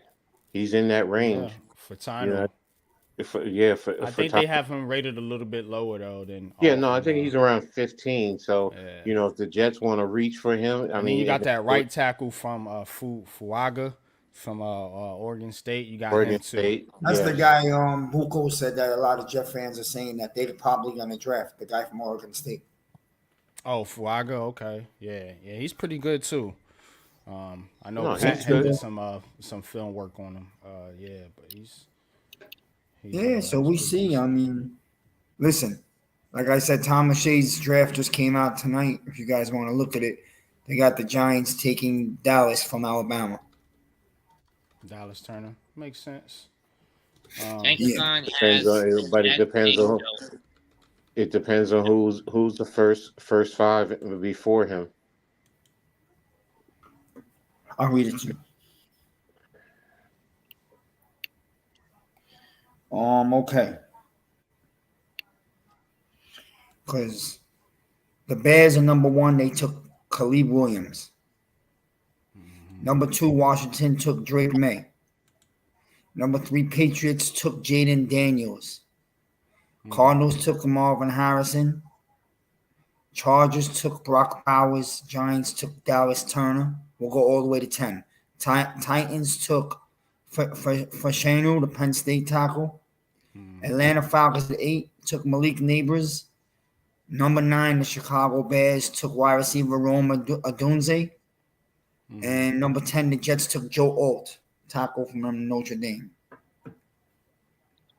That's just a mock, right? It's an early mock, but Yeah, no, I said it early, but I can also see it go that way too. Tudu, what's good? that's if What's there's good, no man? trades. Yes. Good, J-Leg. What's up, everybody? Appreciate More y'all than coming likely, through. though, yeah, there's going to be trades. I really feel it. It's going to go that way. So, Yeah, I think there's gonna be trades in this because you got teams in the top 5 that don't need quarterbacks. If the Bears stay with Fields, they'll be looking to trade out. Arizona could be looking to trade out. They're locked in with Kyler Murray, and then you got the Chargers over there with Herbert. They ain't going nowhere with him. They just signed him to a big contract. So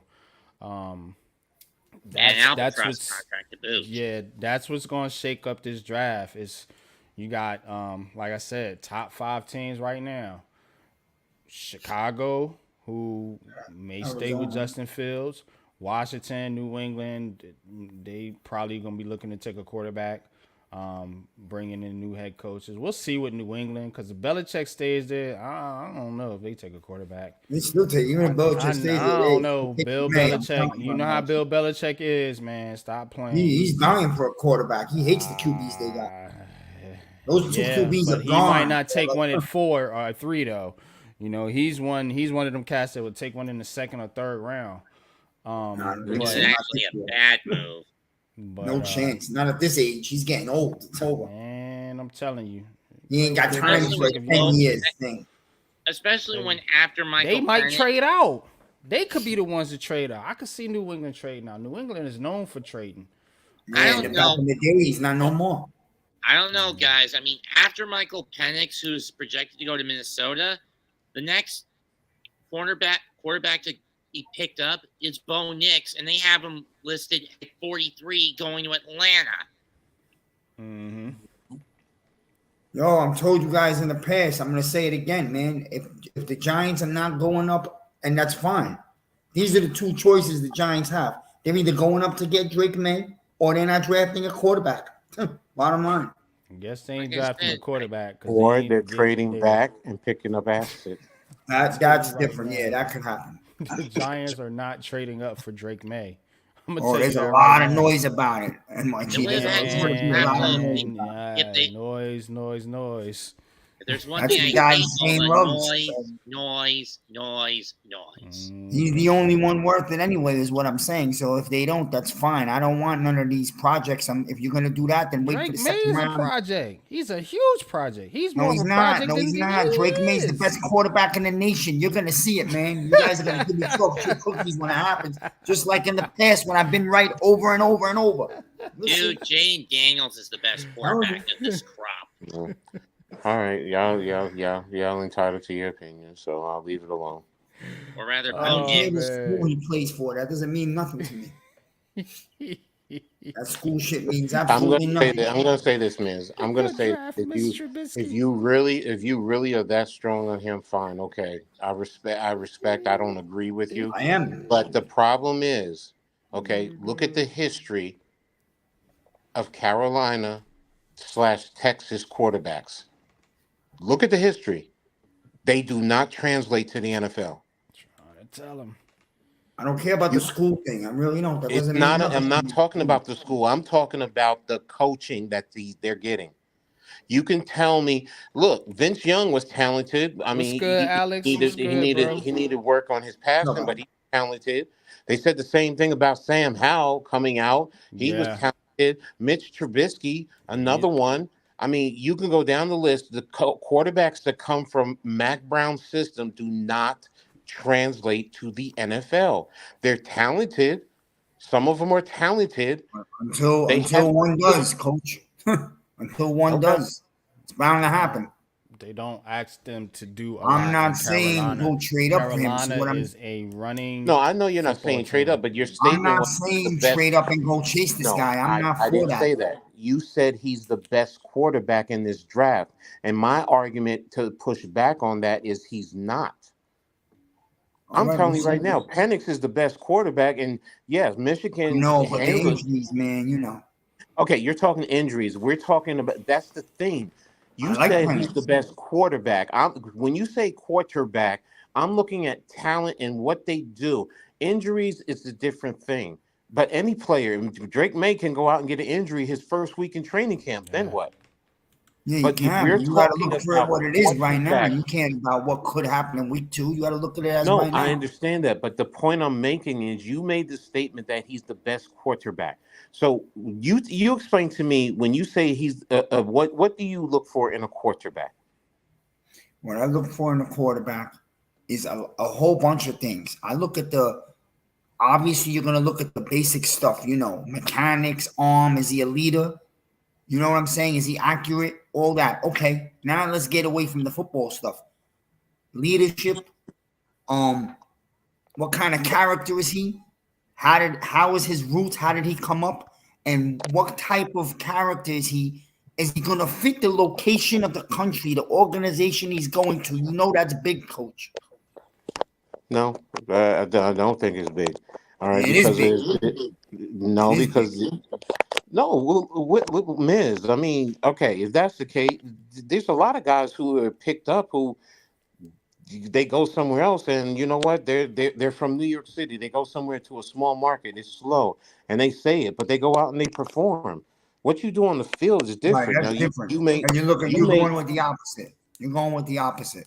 but see, that's the Yeah, point. Drake I'm May talking about hasn't. playing. I'm Jay talking makes about. a good comment Go ahead. too. Go ahead. Says Drake May hasn't played against that I many don't good care, man. You play teams. who you play, man. But You Miz, play what who I'm you play. saying You is, can't hold it in against terms of them. in terms see, the first thing I look at in terms of playing quarterback is your ability to process the process. It has to be. You have to Mhm. be able to pre-snap, know what type of coverage they're in, and pick up on any tendencies to see if they're changing post-snap. You right back, How do you coach. adjust to that? So your mental is more than anything. Prime example was Chad Pennington with the Jets. He was great at processing, but his physical skills was not elite. But he was still a good quarterback. So yes, you want to have a quarterback can throw. Yes, okay, fine. But the main thing is processing and then anticipation and accuracy. Now, do they fit the system that you're running? Now that's the next step. Well, You got to So tell me. for If me, that's Shane is scouting this guy so intensely all year, they must know that he is the okay. match. And what if he's putting on a smoke screen to do that? There have been No, I GMs to doubt it. do that. I doubt it. Okay. Well, So he just went. say you doubt So it. he went. So he went to 8 of this guy's games personally, just for smoke screen for the country. Come on. So initially you want to do evaluation. I get that. But after that, man, I mean, yes, there have been GMs who have done smokescreen. Everyone says, "Oh, they did this, they did this." Todd McShay and Kuiper have all said that they've done this, they've done that, and then next thing you know is, "Oh no, they didn't do that. It was a smokescreen." Yes, it happens. Please don't act like it doesn't happen. Now, if you don't want to Not a believe whole he's doing season, that, that's fine. That's fine. I don't believe it. Is he doing his evaluation? It could be that he's doing extra work because he has questions about the kid. So does he fit the system? Is he going to fit? He has to go back and take a look. He's asking questions. He's looking at film. So I mean, There is a lot of information, Coach, that points that Drake May is their number one guy. Man, does this come from me because I like him? I don't okay, even well, know the guy that well. last year, who No, was no, the no, number no, one guy? Last year, who was the number one guy for the Giants last year? Was it Kayvon Thibodeau? Oh, they had 2 picks. Last year, no, it was DeAndre Banks. I mean, Deontay 2 Banks. years Like ago. the I'm year sorry. before, right? The year Coach, before. about I'm the year sorry. before. Yeah, I meant the year Yeah. before. My apologies. I think the year before they had 2 picks, but they were really focused on getting a tackle. So I would have thought it was Evan Neal. So, but because they were getting Kayvon at 5, they knew that Neal would still be there at 7, so they took Kayvon first. You know what I mean? They 'Cause did some other not know teams Neal don't was get going him. to be there. They were taking a chance on one of 3 players, which was what's his They name? wanted Right. Aquano. Right. Yeah, But who was their yeah. number one? They Who was their number one? they really wanted Aquano. Yes, they really wanted, and that's my point. So again, they put that out there that they wanted Aquano. Everyone thought they were going to take Aquano at 5, but they took Kayvon. No one I knew heard that they were wanted Neal. interested in Kayvon. Yeah, but what I'm saying is no one know that they wanted Neal that bad. I mean, not Neal, Kayvon. So yes, you put some things out there. You play games. What was the biggest thing about Gettleman? He puts it all out there so everyone knows. That Shane is smart enough to know that. That's why I'm like, Oh, okay, yeah, I'm no, not buying into all Shane that. is great at that. I know. You need all this information because a lot of the information comes from the media. I don't buy into the media because Shane ain't said nothing. Shane has not said a damn know, thing. You gotta look at stuff. everyone. Okay. No, You gotta you're look right. at stuff. I'm not saying Shane ever said that. I'm I not want to saying you have don't Drake look. May. Okay. Everyone's looking at stuff and they're saying this is what it's going to be. This is what it's going to be because of that. Okay, you're entitled to that. I don't look at it like No, that. we're not gonna get him anyway. That's what I'm saying. Real quick, Coach, Tudo has a question in the chat. Says, what's your opinion on DJ's future with the Giants, Coach? 2 major neck surgeries, major hamstring, major ACL surgeries, and If he's $160 cleared to million play contract. next year, he is playing, or he's at least going to have an opportunity to compete for the position if they draft a quarterback, and that's just a reality. Will he probably start if he's good to go, and then transition depending on how things go? Yes, Sure. but I mean, right now you have that money tied up into him. You're not just going to throw it away. I think Myra and Tish was to have a hissy fit. Yeah. We're gonna throw away 40. No, he's gonna start next year. He's the veteran quarterback. Well, look what they did to Eli Manning after they drafted Jones. They sat him after 2 games. Well, that's the way you do it. You bring in a kid and you let him sit for a year or whatever it is, you know? But that's because the fans are complaining. Eli is washed. Sit him already. We've left him in there for 3 years too long. Let Jones get a crack. And we gave him a crack under Shermer. The problem was the kid was butterfingered and was turnover happy. All right, but he Let changed. me tell you something, Jaden Daniels is a very nice athletic quarterback. He's going to need a lot of work. All these quarterbacks are going to need work. Drake People are so high gonna on. need work though. That's what Caleb I'm saying. Williams needs work. Yeah. I've watched Caleb Williams. People are going to be surprised about him. They're going to be really surprised. He needs work. He does.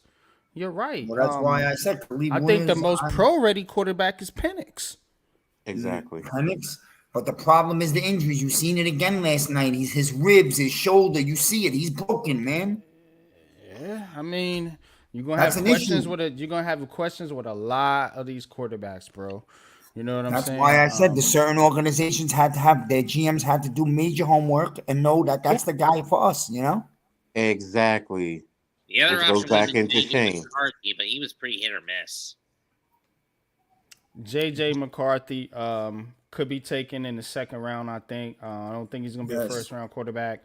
And he could go to a team and do well, but again, you got to have the right structure around him. You're gonna have to let him sit. You're gonna have to let him develop. As is all these quarterbacks. The only one I think that can come in from day one with an offensive line and a decent team around him is Michael Penix Jr.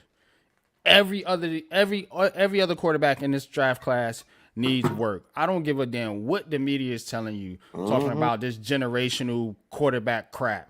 No, all these kids need to work and learn the NFL game and learn the speed of the NFL game, anticipation. We talk about these different traits with quarterbacks, processing. You know, the college level and the NFL level is two different things, especially when it comes to processing and reading defenses.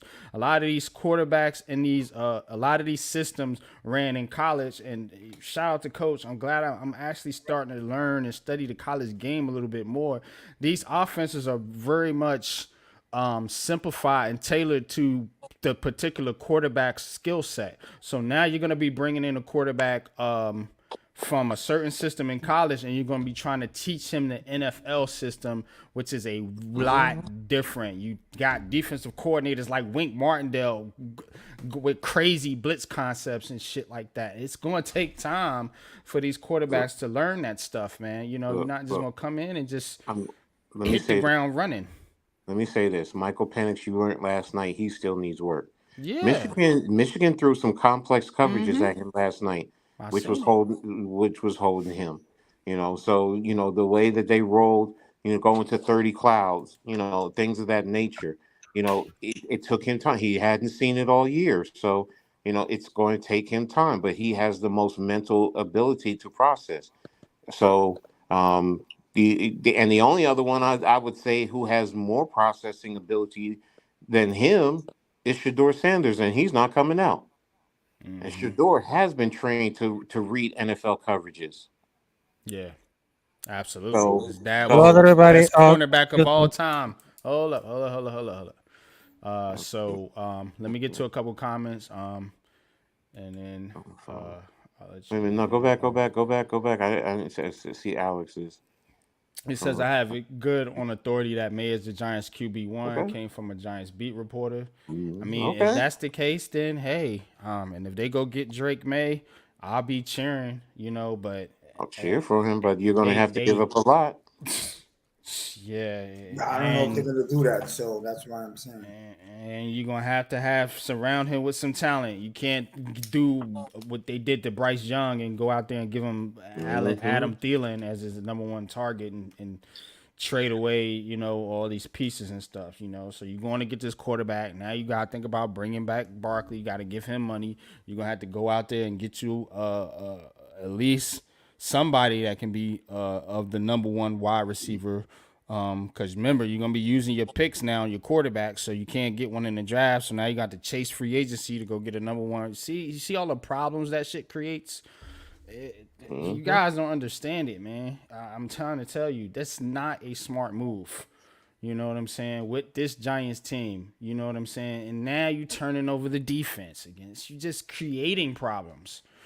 You know, more problems compounding on more types of problems, man. That's what been the problem with this Giants team. I'd rather go to a 4-3 anyway, to be honest with you, We can go to a 4-3, you know what I'm saying? But still, it's going to be a learning curve.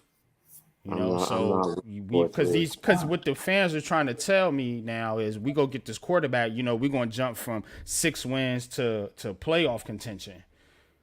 That's what they selling us right now. They think the quarterback is the difference from the Giants from being from 6 wins. This is what I'm being told. I don't want to hear it. I'm being told that the difference from the Giants winning these games this year from this year, from last year, is the quarterback. The quarterback regressed. The quarterback play regressed. You know, damn the offensive line. This is what I'm being told by certain fans on social media, that the quarterback has regressed, and that we get the quarterback, we're going to jump from 6 wins to playoff contention. You know, this massive improvement. You know, now I hear Miz and Alex and other fans saying, you know, we need to be patient, but that's not going to be the expectation, bro. I don't give a damn how you feel. It's not going to be the expectation. Fans are going to be expecting this quarterback to come in here and be immediately better than what they've seen over the last 5 years from Daniel freaking Jones. That's Also, what they're gonna I be just wanted to expecting. talk about for Drake May. I'm sorry. Hold up. Okay. Hold up. This is why we do the show the way we do it. You know, Okay. I'll run it. I will give you a chance to speak, but I just want to, you know, get everything out in the open. You know, with the comments and everything. We got a lot of comments. We try to interact with the chat too. So, as Jay saying, why not Jaden Daniels? Look, Jaden Daniels, I think, can be one of the best quarterbacks in this class, but you got to run a system like you running with Lamar Jackson. You know what I'm saying? We talked about Penix, talked about Drake May. Caleb Williams is another one. Bo Nix is another one. Whatever you do, you still need to have the proper structure around your quarterback. So why are you going to be giving up picks and valuable assets, and then you're going to have to pay guys in free agency to supplement what you gave up in the draft, because you're not going to have the picks to get talent. You're going to have to spend the money. It's just a problem. You see what I'm saying? It's just a problem, man. Booking says we'll find out in April. I like Penix pause. Arch Manning 2026. And I ain't on that train. Football, people get injured, yeah, but the difference is the depth when these people get injured, you know. So what's gonna be funny to me is you stick Caleb Williams out there or Drake May, and they go out there and get a concussion, or you know, God forbid, get some type of bless you. God forbid, get some type of injury, and then guess who you're going to be putting in there? Your good old buddy Daniel Jones, and it's going to make the fan base so irate because you're going to have to see Daniel Jones again. You know, so that's where I'm at. Let me just run down the comments here. Daniels is good. I like Penix. Yeah, Penix is the best quarterback. No, it's not. Give up the picks. Injuries matter. For the dudes you love is going to take 1 to 2 years away. Yeah, I don't think this fan base is going to want to wait 1 to 2 years, and I don't know if Brian Dable and Joe Shane are going to last 1 to 2 years if this shit. Well, if they draft their quarterback, NYG, because it's called they get to reset the clock. That wasn't my guy. Now it starts now with my guy. That's what they tell the owner, and the owner's going to buy that. Every owner would buy that. Well, be prepared. That's for called resetting the clock. So Joe Shane is not a stupid guy, right? Yes, it is. But I will say this. All right, you get your guy, and you go to 2 wins. That's not resetting the clock, right? Okay.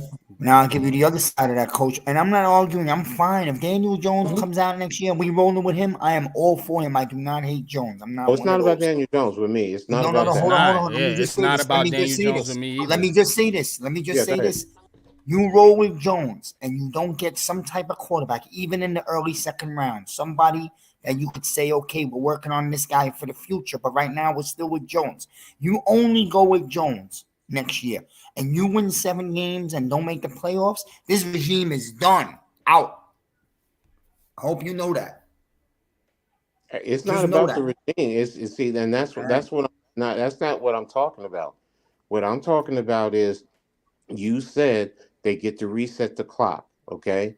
Because they're player. And I get what you're saying, but there's still at least with the talent that's here. If you're telling me the rookie quarterback is going to at least you're going to take you're going to take your lumps and there's going to be a learning curve. I get all that. But if you're telling me that you go from 6 wins to 2 wins, for me, that's a hard take. That's a hard take, even with a rookie quarterback. Now, if we were just trash all together, okay, then I can understand that. If we're a 3 or 4 win team and we just went down to 2, okay, I'm expecting that. But we're a 6 win team. There were some games that we all cried about that we should have won, so we were right there. I'm not talking about the Dallas games or anything like that, but there were games that we easily could have gone our way. But now you go down to 2 wins and you look bad at it, that's a problem. And you're going to give up you to No, I go agree. get May That's why. or Williams. But now you said it's May. Okay, you to move up to get him, you're going to have to give up a second, maybe a third, and a future first. Yeah. Yeah. That's mortgaging. To me, that's mortgaging your future. I get it. I understand. You want the quarterback, and you're right. You No, know I what? didn't. Maybe you No, get a quarterback later. no, I didn't say I wanted. I would do that. I won't do that. That's No, why. but what I'm saying is to get made, and that's their number 1 guy. You're going to have to move Yeah. up to Well, get You had him. to I move put that up. on the table because you know that they might be just thinking about it. I'm not saying that we should do that, but Fucking you know what I'm ass. saying. It's an Oh. option on their mind. Yes, no, I understand. You have to look at all options. I'm not saying don't look at it, but what I'm saying is it really worth it? Because if you give up a second, a third, or a third and a fourth, and a I future understand. first, Right. that to me that's a lot. Especially And when this you're is building a team. I know what you're saying, and that's why you didn't let me. They didn't let me finish when we first I'm sorry. started Go ahead. this. Go ahead. Go ahead. What I was saying when we first started this 10 minutes ago, the Giants can whatever's left in not whatever's left, but if let's say Penix and JJ is left to the late first, early second, they can make their move and get a guy there. So maybe you don't spend your 6th pick on a quarterback. What I was saying is if it's not Khalib or May, if they're both gone and they're probably both gonna be gone, they probably ain't taking a quarterback at 6. That's what I was trying to say. Mm-hmm. I've come to that realization. So Mhm. Yeah. At which point, if those two are gone, who do you go for? You go for the tackle or you go for a wideout?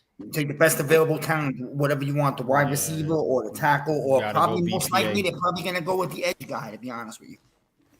Gotta go BPA, but it's gonna be dependent upon what you do in free agency. So real quick, Raphael, if you want to speak, go ahead, and then I'm gonna let Alex get in there because I know Alex wants to make a point on this.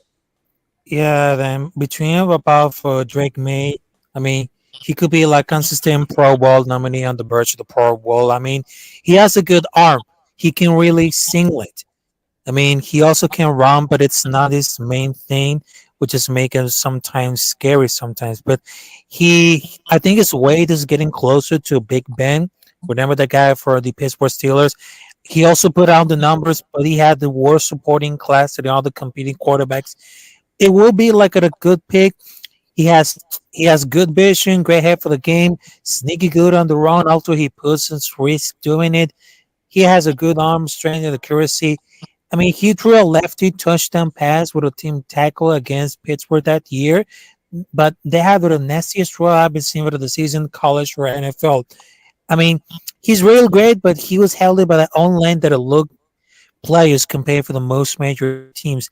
Give me him in a line to protect him, and he will produce. Sometimes it just reminds to keep that feet on the ground every once in a while. He's very made more darling than the most quarterbacks. His numbers is the loss of his coach, and he never currently interested in NFL possibilities. He's smart. He has a good form, but with a powerful arm. I mean, the most important thing for me is to have a shot that he has to say is the organization itself. It will need like a proven quarterback coach and they're willing to build around the strengths and knowledge that's willing to spend the targets. I mean, they're going to have it a short time in the next level. Mm-hmm. Yeah. You're right, man. I think Drake May is one of those quarterbacks that he. I mean, you looking at you looking at Drake May over there with Sam Howell in Washington, in my opinion, man. But that's just me, man. I watch Carolina. I watch their quarterbacks. I've been watching their quarterbacks, way back, like I said, with Trubisky, T.J. Yates, Sam Howell, so on and so forth, man. They're all the same. Not saying they're all the same, like as a person, but they're not NFL type caliber quarterbacks. They're not difference making type caliber quarterbacks. They're not franchise changing caliber quarterbacks. But if you just want a quarterback, go ahead and get Drake May and pray you can protect him, because he is going to need some protection as he learns the speed of the NFL game, because that processing is not where you want it to be at right now from an NFL level standpoint. But I'm Unpopular Opinion Sports, man. Y'all hit that like button, man. Hit that like button, man, for my fellow members of the Big Blue crew on the panel with me, man. That being Big Blue in the Bronx, my man Alex. Sub up to him. Sub up to Miz, man. Miz in the midday. Of course, we got Rafael El Capitan on here. We got Mets, a.k.a. Snarf. And we got the one and only Mr. Coach Ed Gladney. Coach Ed Gladney's amazing world of sports, man. Good job on that national championship game last night, Coach. Thank But you. Alex, what's your thoughts on all this, man? Yeah, talk to me. so I mean, this is just my opinion on the way I view things with the whole quarterback situation. I personally think that this is just my opinion. You guys are taking the draft picks part a little too seriously. Now, what do I say by that? You take a look, right? Let's just say, and I proposed this trade based on what Fireside Giants was doing, and they took it from somebody else, that you give up a player on your roster, a first and a third next year, and a first and a second this year, right? If you do the math on that, you have an entire draft class, because you still have a second, you still have a first, which you're going to select the quarterback with, and you still have a third, you still have a fourth, fifth, and sixth, and seventh. Now, apparently, this is a little tidbit here. Now, I didn't watch the press conference. I was busy mostly yesterday. But apparently Bobby Skinner said that Joe Shane was talking about picks as currency. So that tells you maybe they do want to trade up for a QB. But my main argument behind this whole trade-up stuff is, if they like their guy, go get their guy. It's better than the alternative. Am I going to say here, and someone said, what if they asked you for Andrew Thomas? I would not want to give up Andrew Thomas in a trade. I wouldn't do it. But if you're asking for a role player, and again, or at least a solid player on the team compared with all the picks that I kind of just mentioned, you go and get your guy. It's going to take 1 to 2 years anyway. And, it seems like we're stuck in this mentality because we've been so bad for so many friggin' years that, every other organization can rebuild in 1 to 2 years, but we can't. I mean, the Texans, right, with CJ Stroud. I mean, I know he obviously is of worldly tier at quarterback, but they still had some pieces left over from Lovie Smith and David Culley. And also, I want to add on to Coach Ed's point, and it's very possible that the Giants take some sort of regression next year. Let's just say they draft a rookie quarterback. But here's the problem. This is just my personal opinion. If they do a 2-win season, I think that would be a fireable offense for Dable. Because guess what? You look at the talent on this team, it's 4-win minimum. It's 4-win minimum. That's because, it could be a lot of situations that go into it, right? A rookie quarterback gets injured or this, that, and the other thing. Like, I just don't see. Okay, yeah, there could be a regression, but it tells you more about Dable than it does, the rookie quarterback. Now, it could tell you maybe you made a mistake on the quarterback. Obviously, you're not going to know that till 2-3 years down the line, but it just really points out if you're really going from 9 wins to 5 wins and then obviously put in a rookie quarterback, and the results are not going to be there right away. 6. But, then again, let's just say, again, 2 wins. Then that tells you more about Dable than the talent on this roster, which would be in that situation so unfortunate. And I'm going to include one more thing, and I'll shut up. And I know this is a moot point. I've obviously changed my opinion on this whole Wink stuff, but here's one thing that I'm pissed off to the beat media about. We obviously know that Wink cursed at Daves, and he was disrespectful. Okay, yeah, he acted like a child. But why is nobody actually getting to the bottom of the situation and talking about what actually started the feud in the middle of the season? Which was what? That's the question that I'm asking. Which was what? Again, Beat Media doesn't want to answer. Beat Media doesn't want to answer that. But whenever they find out that Wink was cursing at Dable, they're going to be behind his back. It just feels like the whole scapegoat thing. You know what I'm saying? Like, let's scapegoat Wink. Let's scapegoat Bobby Johnson. You know what I'm saying? for the shit job that I did as a head coach. I mean, Brian Dable. And that's kind of what it feels like to me because Brian Dable has not done a good job as a head coach this year. Okay, which way you want to slice it, you can make excuses to the damn moon. And that's another thing I'm sick of these fan bases. This fan base with is the damn excuses. You know, you got one side of the fan base that wants to think the quarterback is the problem, the only problem with the team, and then the other side of the fan base gets on my nerves just as bad with the offense. Oh God, Wink got fired because of the offensive line. Like you guys are so you have to be rational and break this thing down. Yeah, it is a compound problem. There's no one part is more problem than the other part. It's a compound problem, but you put leaders in place for a reason. You hired Brian Dable as a coach for a reason. He's supposed to shoulder this responsibility and manage this team on the coaching level. Shane is managing it on the general manager level, and in unison they work together. Now they together as a unit say, look, we want to move on from Wink Martindale, fine, but cut it out with the excuses. You know, just say you don't like the guy. You couldn't deal with him. You know what I'm saying? And that's the problem. You know, and if you couldn't deal with him, that makes me question why you hired him in the first place. You know what I mean? So that's another thing you have to talk about. So now that's another knot on Joe Shane and Brian Dable because you brought this guy in. And I don't want to hear nothing about Mara because remember, no, Mara is off hands. Remember that. That's what people told me. No, don't you question John. How dare you, NYG? Don't you talk about John Mara like that? Oh no, he ain't doing nothing wrong. Hold on. That's Hold all on. Let me just say one little quick thing, NYG. Then you continue. It's not at you. It's in general. You can't be the fan, the half or more than half. I think it's more than half of the fan base that completely believes in Daniel Jones.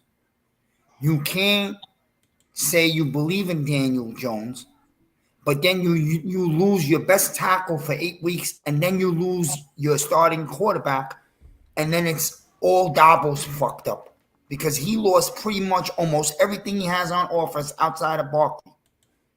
And oh, by the way, Waller was never healthy this year. Another what was supposed to be a big weapon for them. So I'm kind of defending Dable on this, as you see. I'm playing devil's advocate. Am I right? To a degree, yeah. But here's my pushback. We every season go into a season as New York Giants fans, and I've been a fan for a very long time, as you know. It's always the injuries, bro. Every fucking year we have injury problems. At some point, you got to get over that shit. I'm sorry. You got to get over it. This guy was the coach of the year the previous year, in part of the fact because he knew how to deal with some of the circumstances that were plaguing the New York Giants.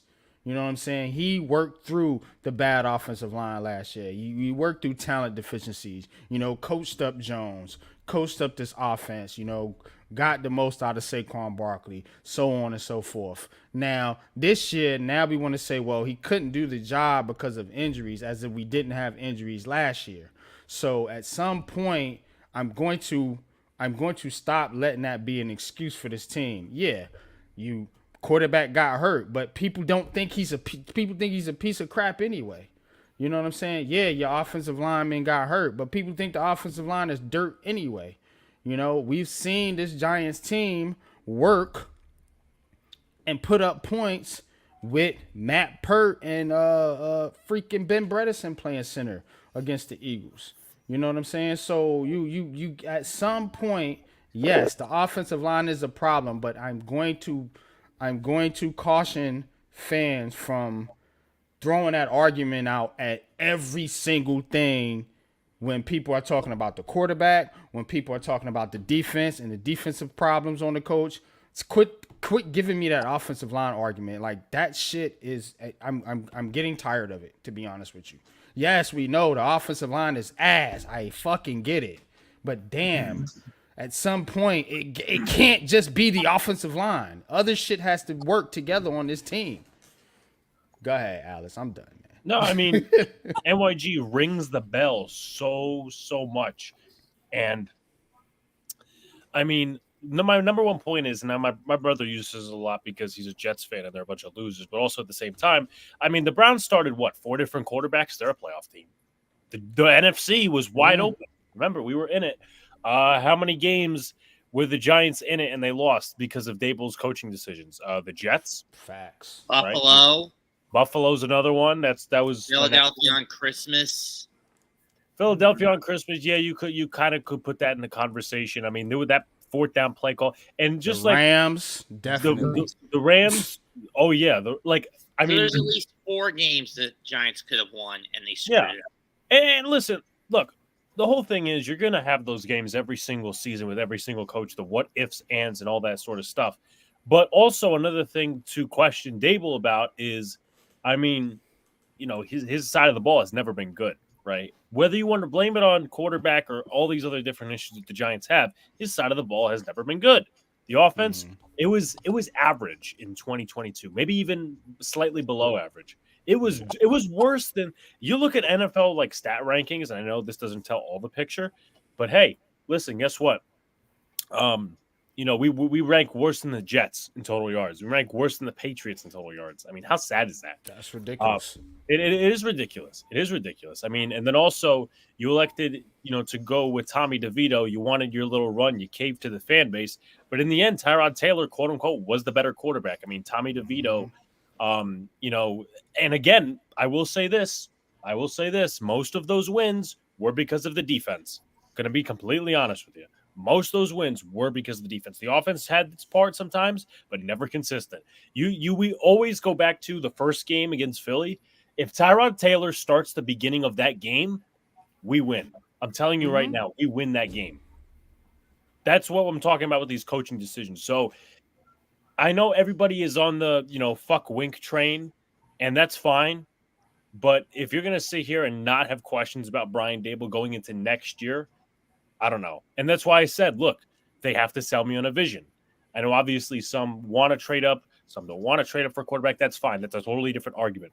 But you have to sell me on a vision to actually go to this. Like, you have to give fans a reason why to go to the stadium. What's the plan? Right. What's the plan? Like, to me, and this is, I don't give a shit, like, if it was Tyrod Taylor or it was Daniel Jones or whoever, right? If your plan is running it back with Daniel Jones and hoping the defense is better with a new defensive coordinator, if that's your plan, it's a pretty piss poor plan, my personal opinion. Yeah. Not gonna lie, it is a piss poor plan. I mean, spot on.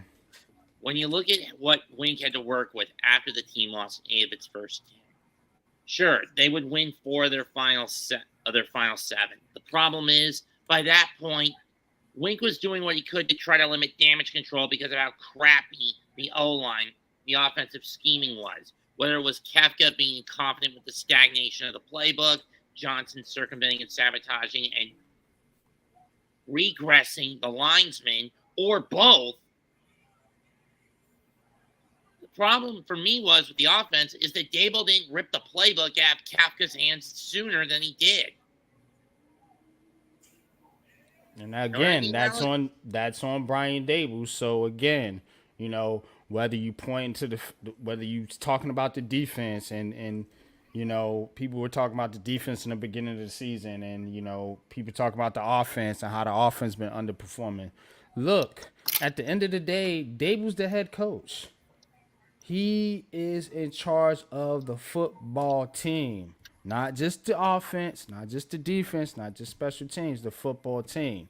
Now, if you want to give an evaluation, the side of the ball that performed was the defensive side of the ball, you know. But now you know, whatever have you, okay, you got some issues with that coach. But what do you have an answer for your fuck ups and your side of the ball? You know, we just gonna scapegoat Bobby Johnson and say, hey, it's his fault. I'm not okay with that, you know, because this play calling was ass at times. I mean, garbage and critical situations, you know. You know, you're talking about 4th-and-1 plays. You talking about on the goal line. You know, just mistakes and just head scratching play calling. You know, all season long.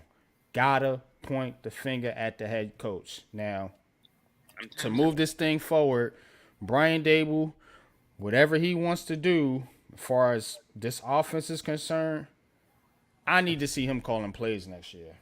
Cause I don't want no more of this excuse making shit. I really don't. I'm tired of it. I'm tired of people blaming the offensive line. I'm tired of people blaming the quarterback. When we seeing teams get it done with worse offensive lines, we seeing teams get it done with worse quarterback play. Like, let's get real. You know, the Giants made it work last season. You know, with arguably worse talent on the offensive line, if you want to say that. NYG, may I ask you a question? Yeah. Because you said you're tired of the excuses. Does Dable make excuses? Is it Dable that's making an excuse that you're tired of, or the fan base? Maybe Well, both. I don't get to talk to Brian Dable, so I mean, that's you No, know what I'm saying. So yeah, that I don't. point. You're I don't tired get of to ask him the questions that I can only talk to the fan base. So yeah. so you're tired of the fan base making excuses. So why are you letting it bother you? Fans are fans. Fans are fickle. Every last one Oh, of it us are ain't bothering fickle. me. I'm just saying But you said you're tired it's of the fan. You're tired of the yeah, excuse. because So it's bothering you. it's what we do as content creators. We put out content and we tell y'all what's up, and I give you my opinion, and my unpopular opinion is this fucking fan base or whoever gets on my damn nerves with these damn excuses. That's my That's different. opinion. Okay, If that's different. That's different. Okay. Right. Is it right? Is it wrong? No, that's not up to me to judge.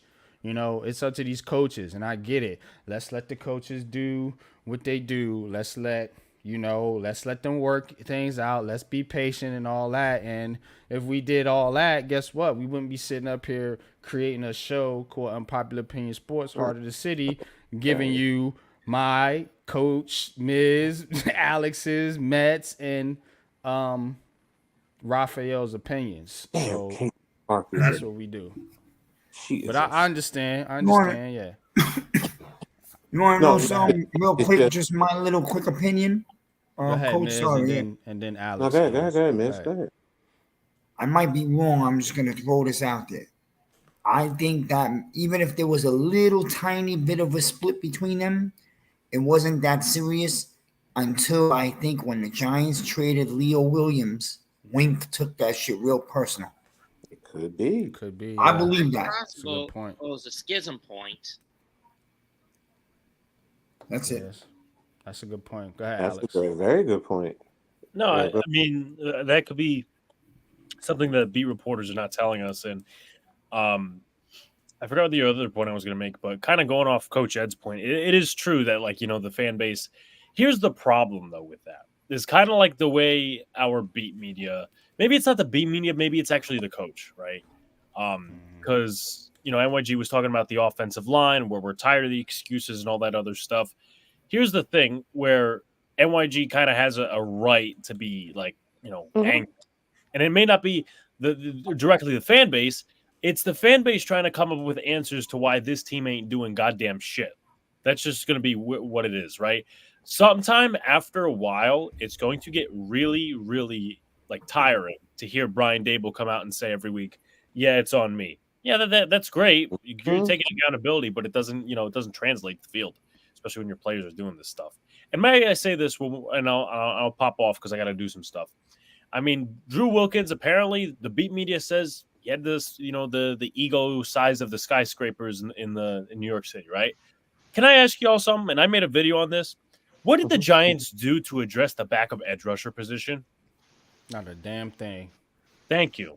Thank Bought you. him We knew Boogie freaking Basham. We and knew Jahad Aziz Ward. was injury prone. We knew Jahad Ward couldn't do much rushing the passer, but they wanted to get their guy Boogie Ass Basham from the Buffalo Bills, thinking it would work as an experiment rather than get some of the guys in free agency. But no, we're going to blame that all on them. But that's enough. I mean, again, Wink's gone. It is what it is. But Well, Boogie let me ask this because everyone says he's gone, and I keep hearing that he never turned in his resignation. So technically, still he's still technically under contract.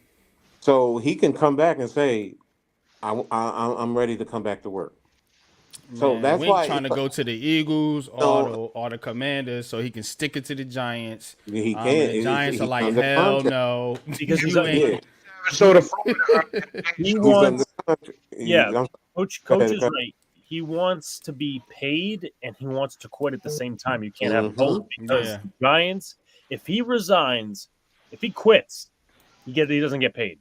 But also, the Giants, if they want to fire him or whatever the case may be, they can also trade him. Let's be real. They can trade. They Yes. own his rights. Yes, Yeah. So you exactly. could trade him to Eagles for a draft asset or trade him to another team for a draft asset. I mean, it would take a long time, but this is how it's going to end, unfortunately. But No, I agree with you, and that's my whole point. It's like, we keep saying he's gone. I'm like, well, I mean, technically, I get what everyone's saying, but he's under contract. So if this dude Yeah. says, you know what, I'm sorry, let me come back to work, then we went all crazy for nothing.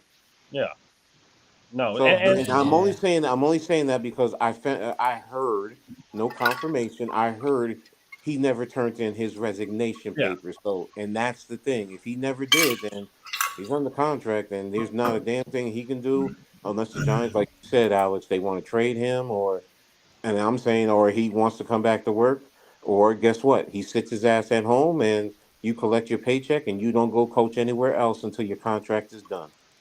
right, exactly. But appreciate y'all having me on. It's always a fun debate with y'all. I'll talk to y'all soon. Always blessings, All man. right, I love having Anytime, you on, Jack. man. Peace Appreciate out. you, Alex. And by the way, if I know Carolina's interviewing Brown, if Brown gets signed, we get a 2 and a 3. Oh yeah, Brandon Brown. Yeah, he's interviewing with Carolina and what was the other team? We get a 2 and a 3.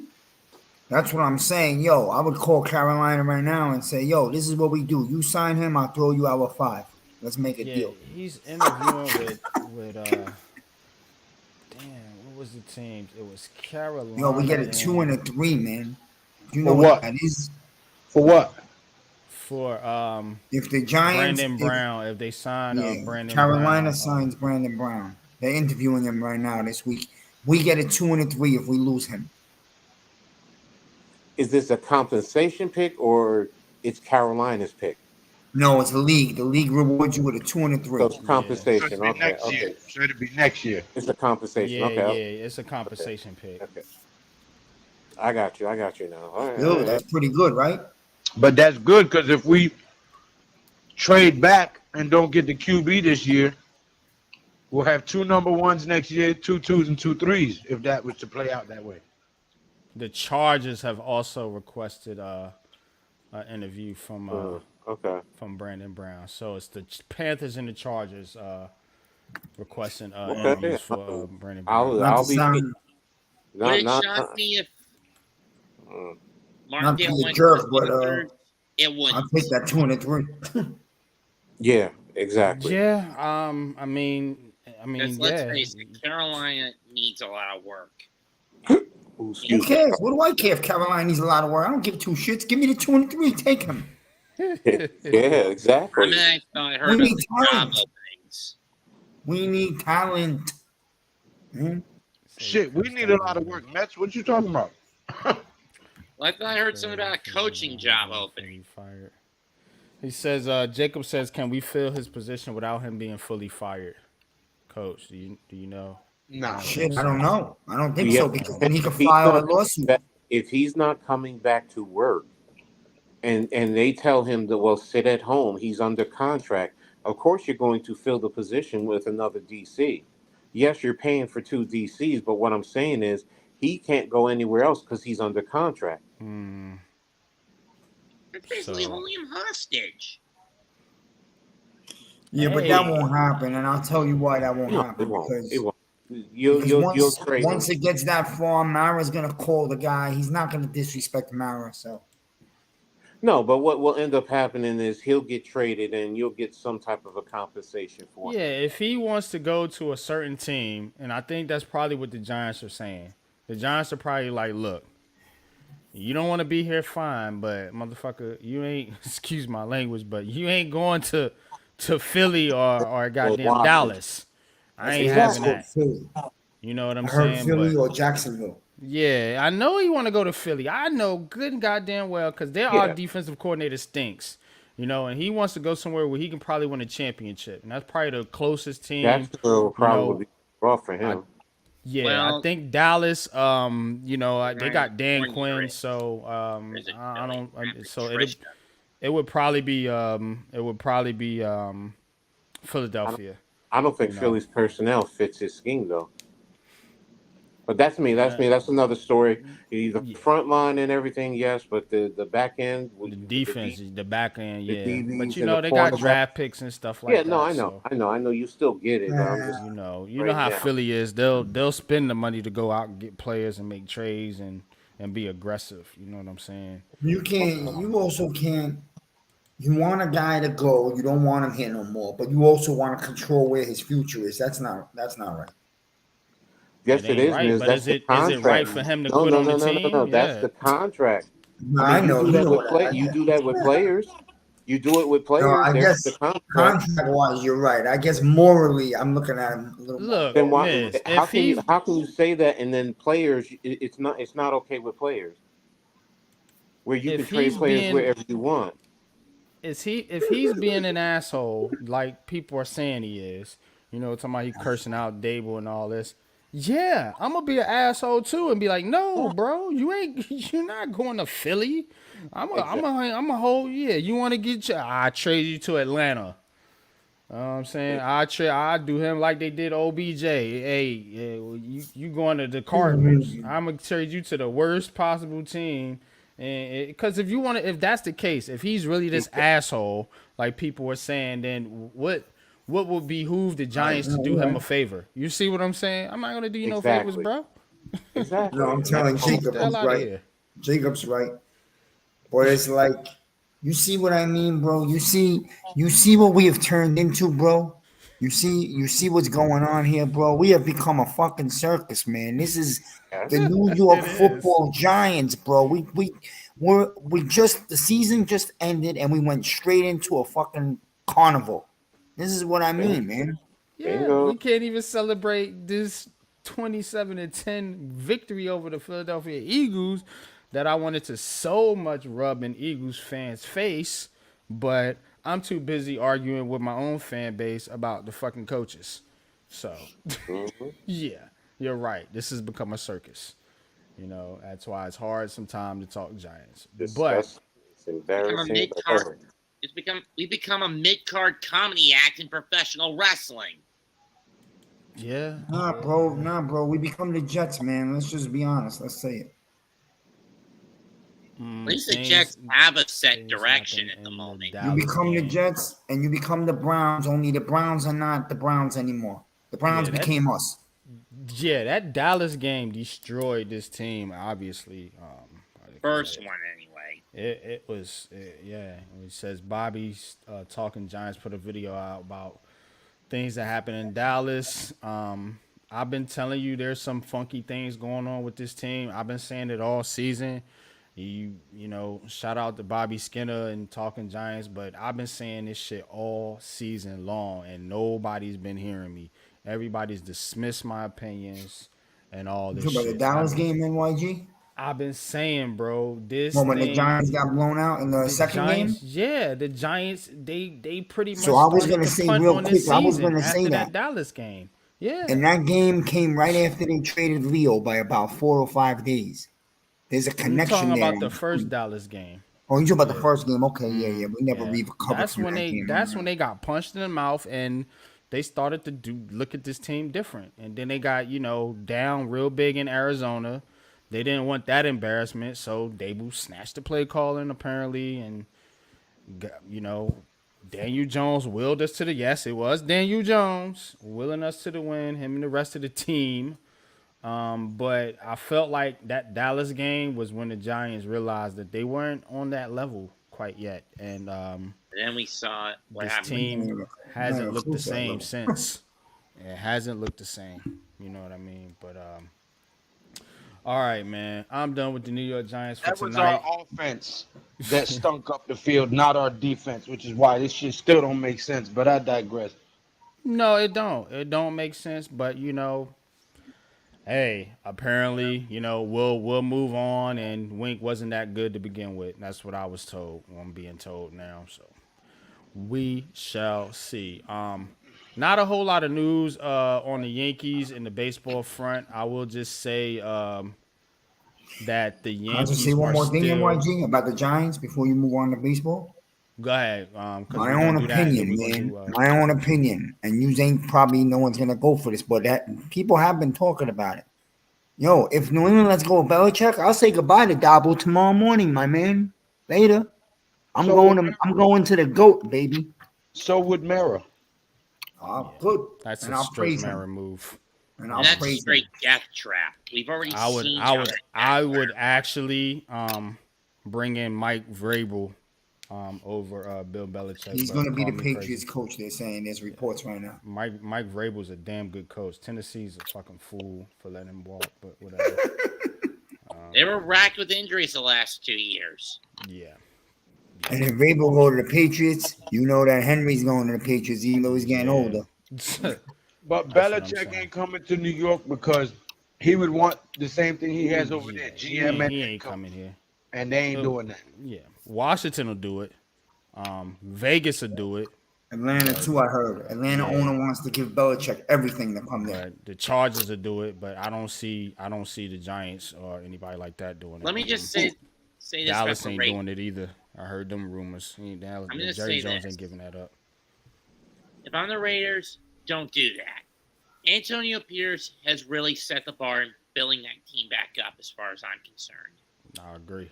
Keep Belichick out of Las Vegas.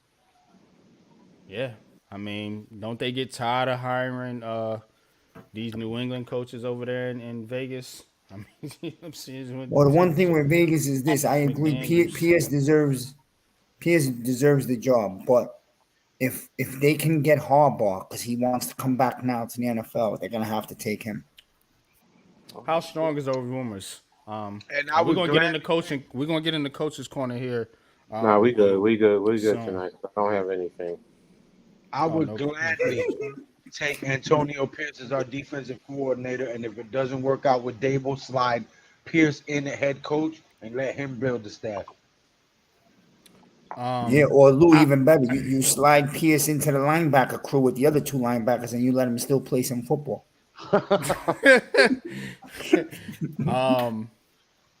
Here's the thing with Pierce. He'd probably still be better than O'Shane.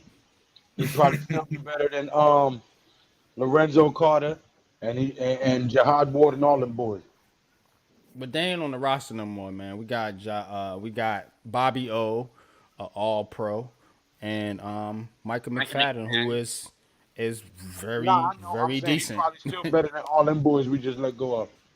Yeah, and Simmons, man. I want to see them work well. I don't know now because Wink ain't gonna be here. I thought he was a perfect fit for Wink's defense, but they'll probably let him go now. So we'll see, man. But look, man, this thing with the Giants, man. We just gotta. We're gonna be moving forward here. We're gonna be coming up with some solutions on Giants Conversations Sunday, 11:45.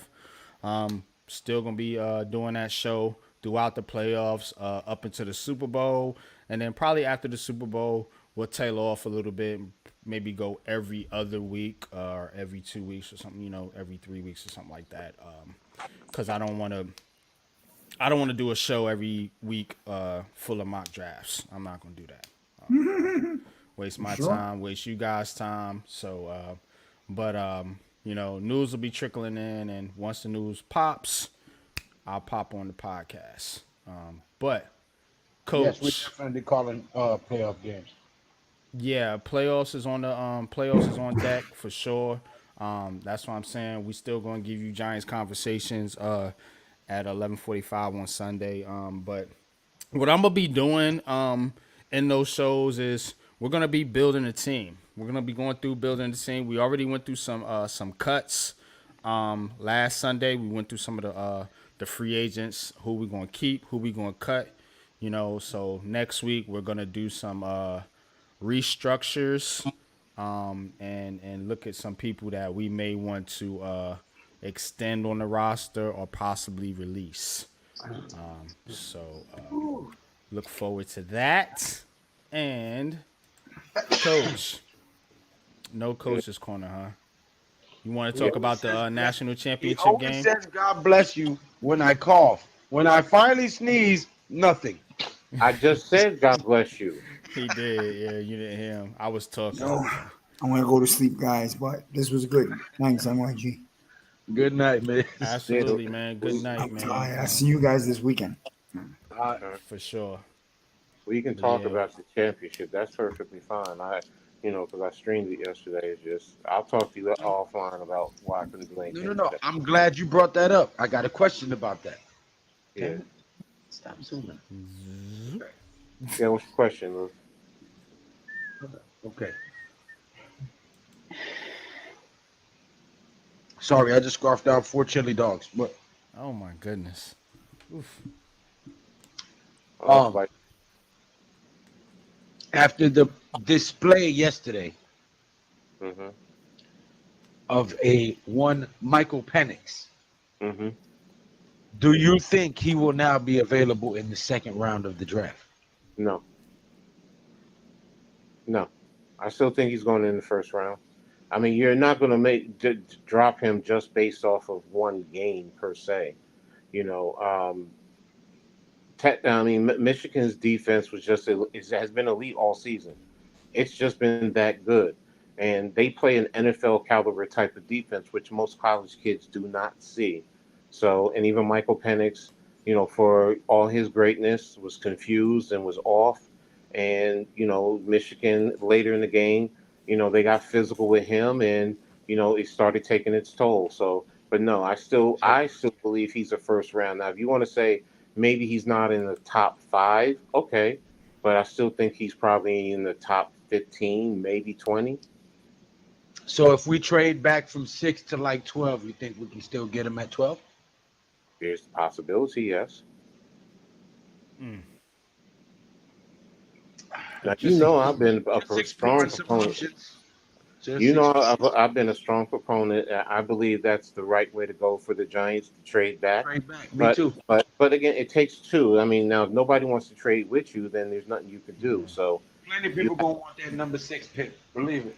no, The problem you have with that is you gotta understand that you have the Arizona Cardinals who may be looking to trade back because they're sticking with Kyler Murray. The Chargers who are looking to trade back because they're sticking with Justin Herbert.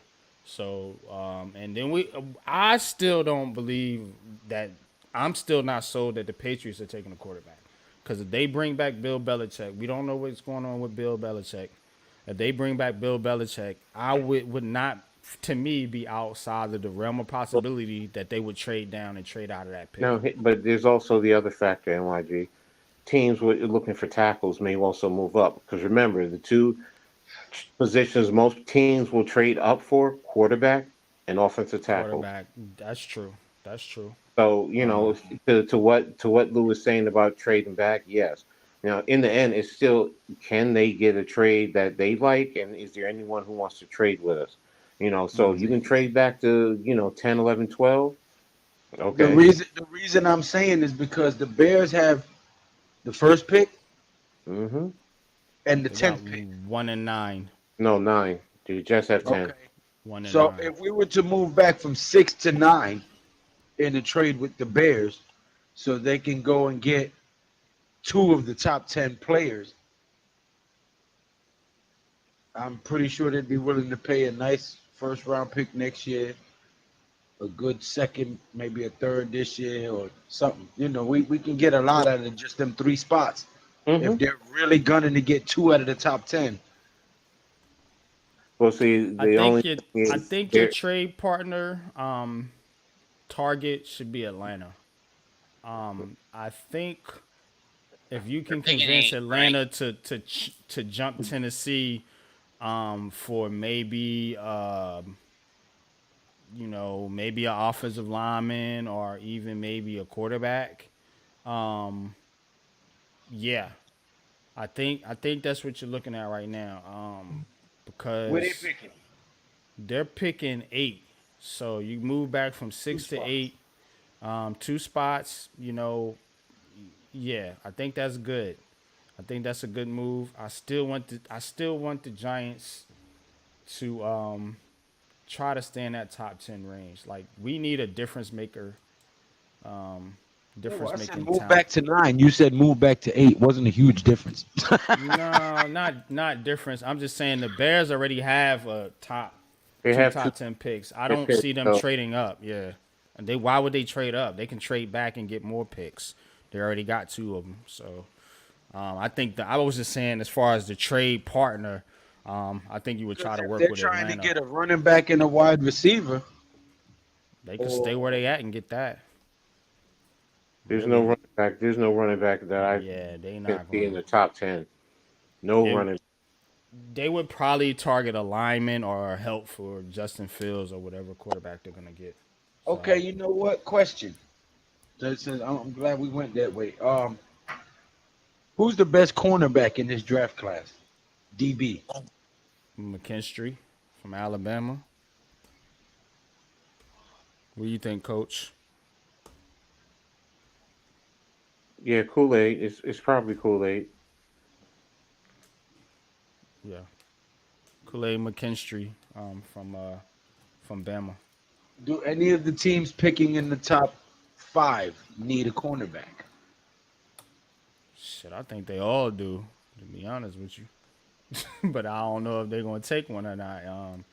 The Chargers, they could use some help. Arizona, I'm pretty sure. Um, New So England, you think the Cardinals are getting a quarterback? nah. I think they're gonna go wide receiver. I think they're probably gonna try to get Marvin Harrison Jr. if he don't go 1 or 2.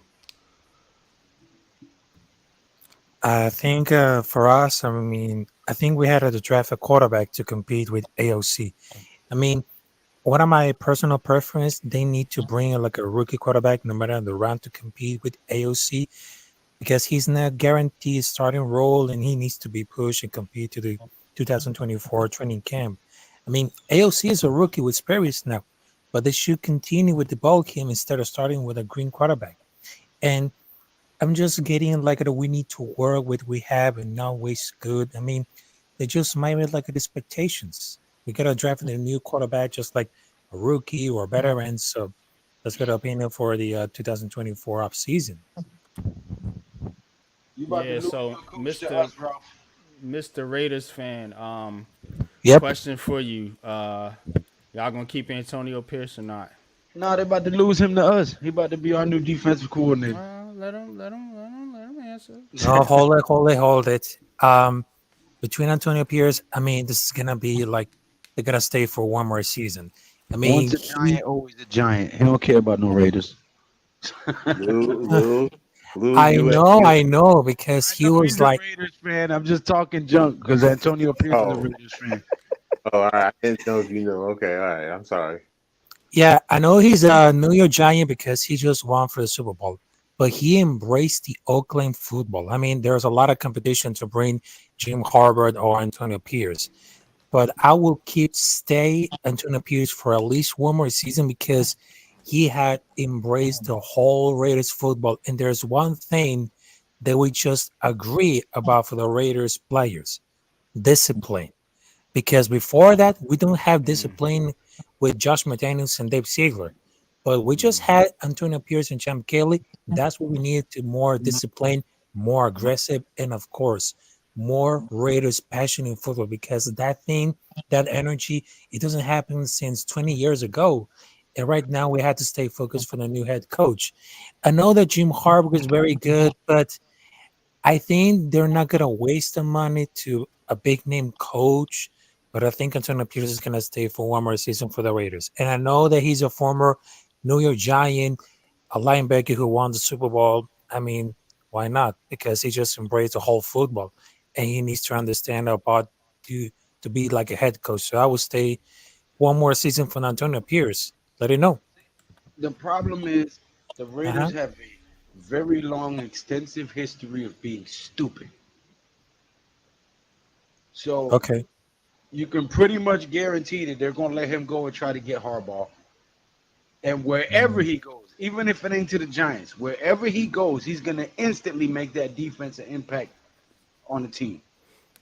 I mean, I'm gonna agree with Lou on this. The Raiders have been pretty dense since their last Super Bowl in what was it, 80 or 82? That was in the 80s because the last 1983. appearance it was in They the went Super for Bowl Mitch Gannon. 2003 where we just lost against Tampa Bay Rich Buccaneers. Gannon, yeah. No, I meant when they 1983 is last their won the last Super win. Bowl, Raph. The win, yeah. 1983 Marcus Allen versus the Yeah, Washington. exactly. Yeah, their last appearance though was in 02, 03, I know. yeah, the Gannon Super Bowl. But but yeah, good Brutal stuff, Bowl. man.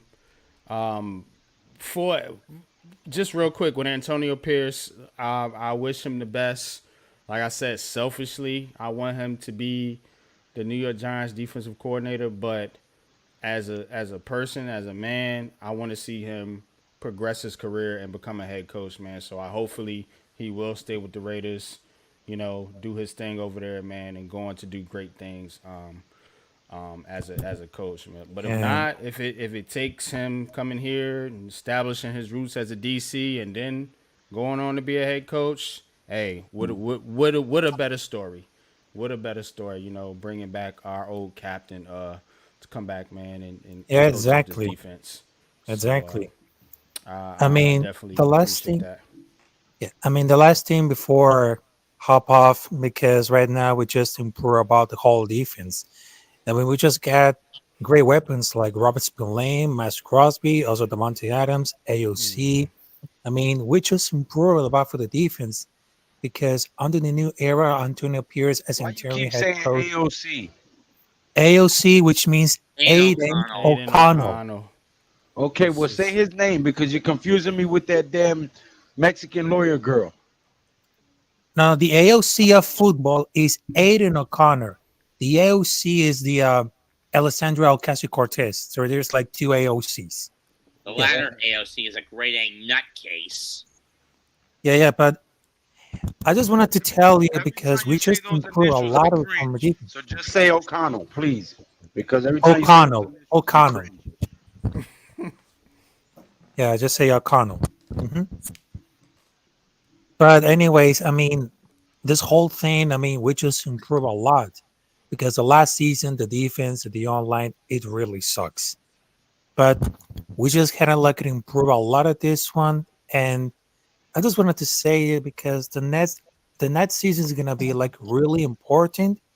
But in between of the defense and the offline, I mean, there's gonna be like a huge and there's like a move to peace and everything. I mean, it's gonna be happening this one. And I just wanted to appreciate it to everybody else at the Big Blue crew. Salute to the coach Ed who had an amazing job with along with Mitch between the Michigan versus Washington. I was watching the national championship, and I gotta be honest.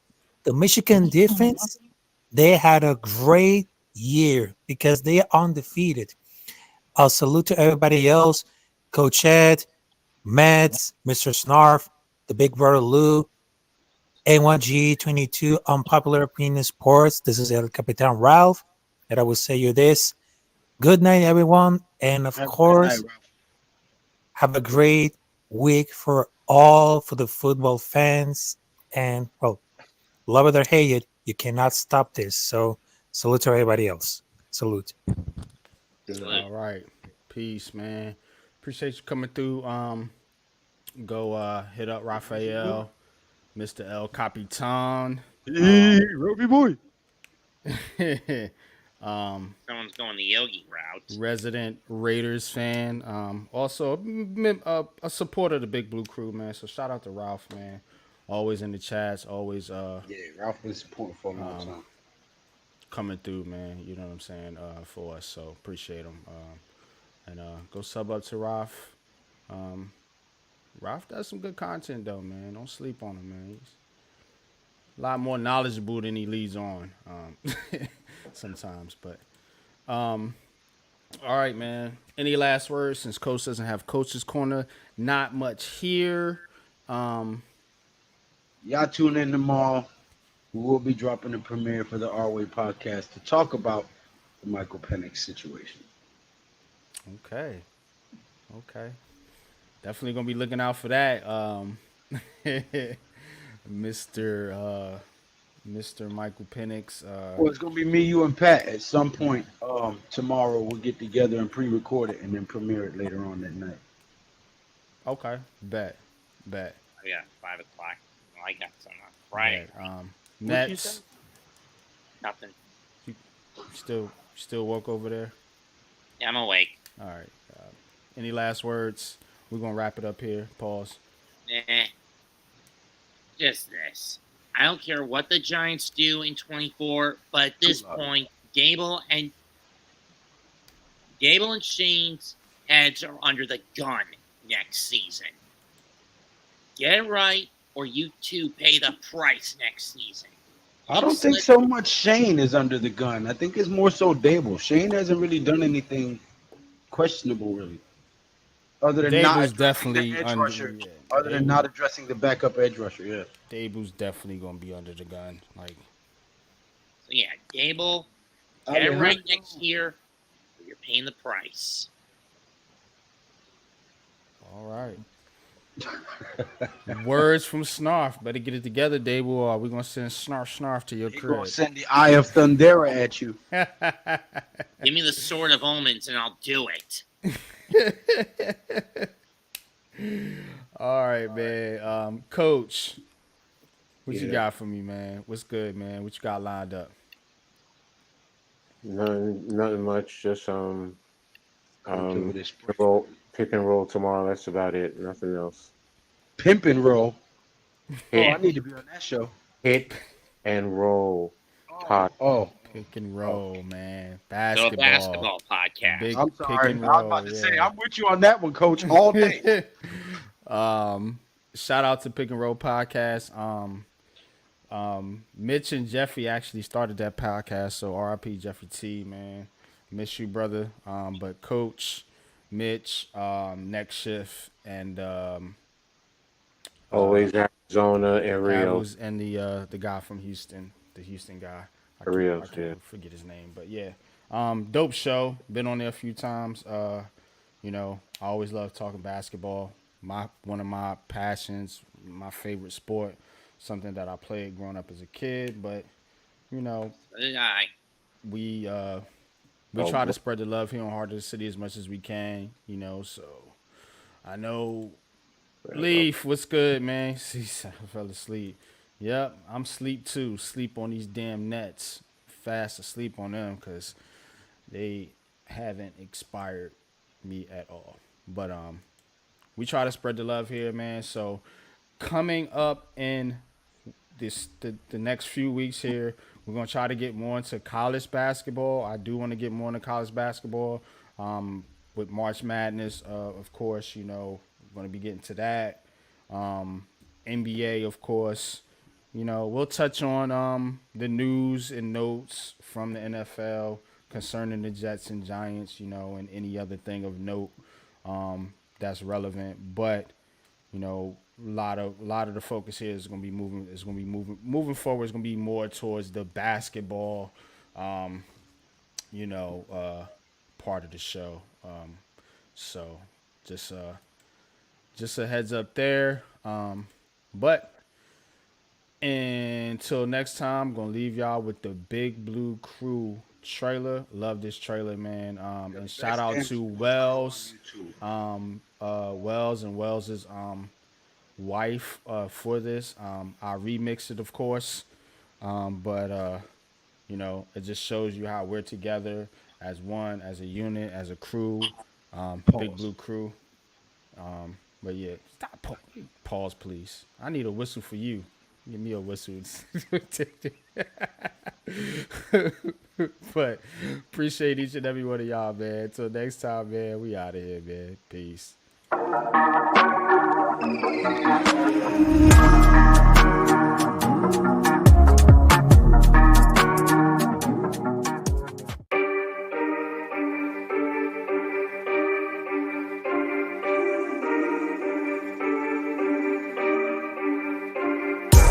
you hit on ones, know it's game time. And you know me and my bros on the same time. No breaks, green light. No breaks, I got the green light. When you hit on ones, know it's game time. And you know me and my bros on the same time. No breaks, green light. No breaks, I got the green. We gon' tear it down, tear it down, tear it down, yeah. We ain't going out, we ain't going into town, no. Money ain't the mission, no, we coming for the crown, yeah. Yeah, we coming for the crown. If we going out, then we going out loud, eh. Putting on the show, young man, take a bow, eh. Even under pressure, they ain't never had doubt. But if we gon' do it, gotta do it right now.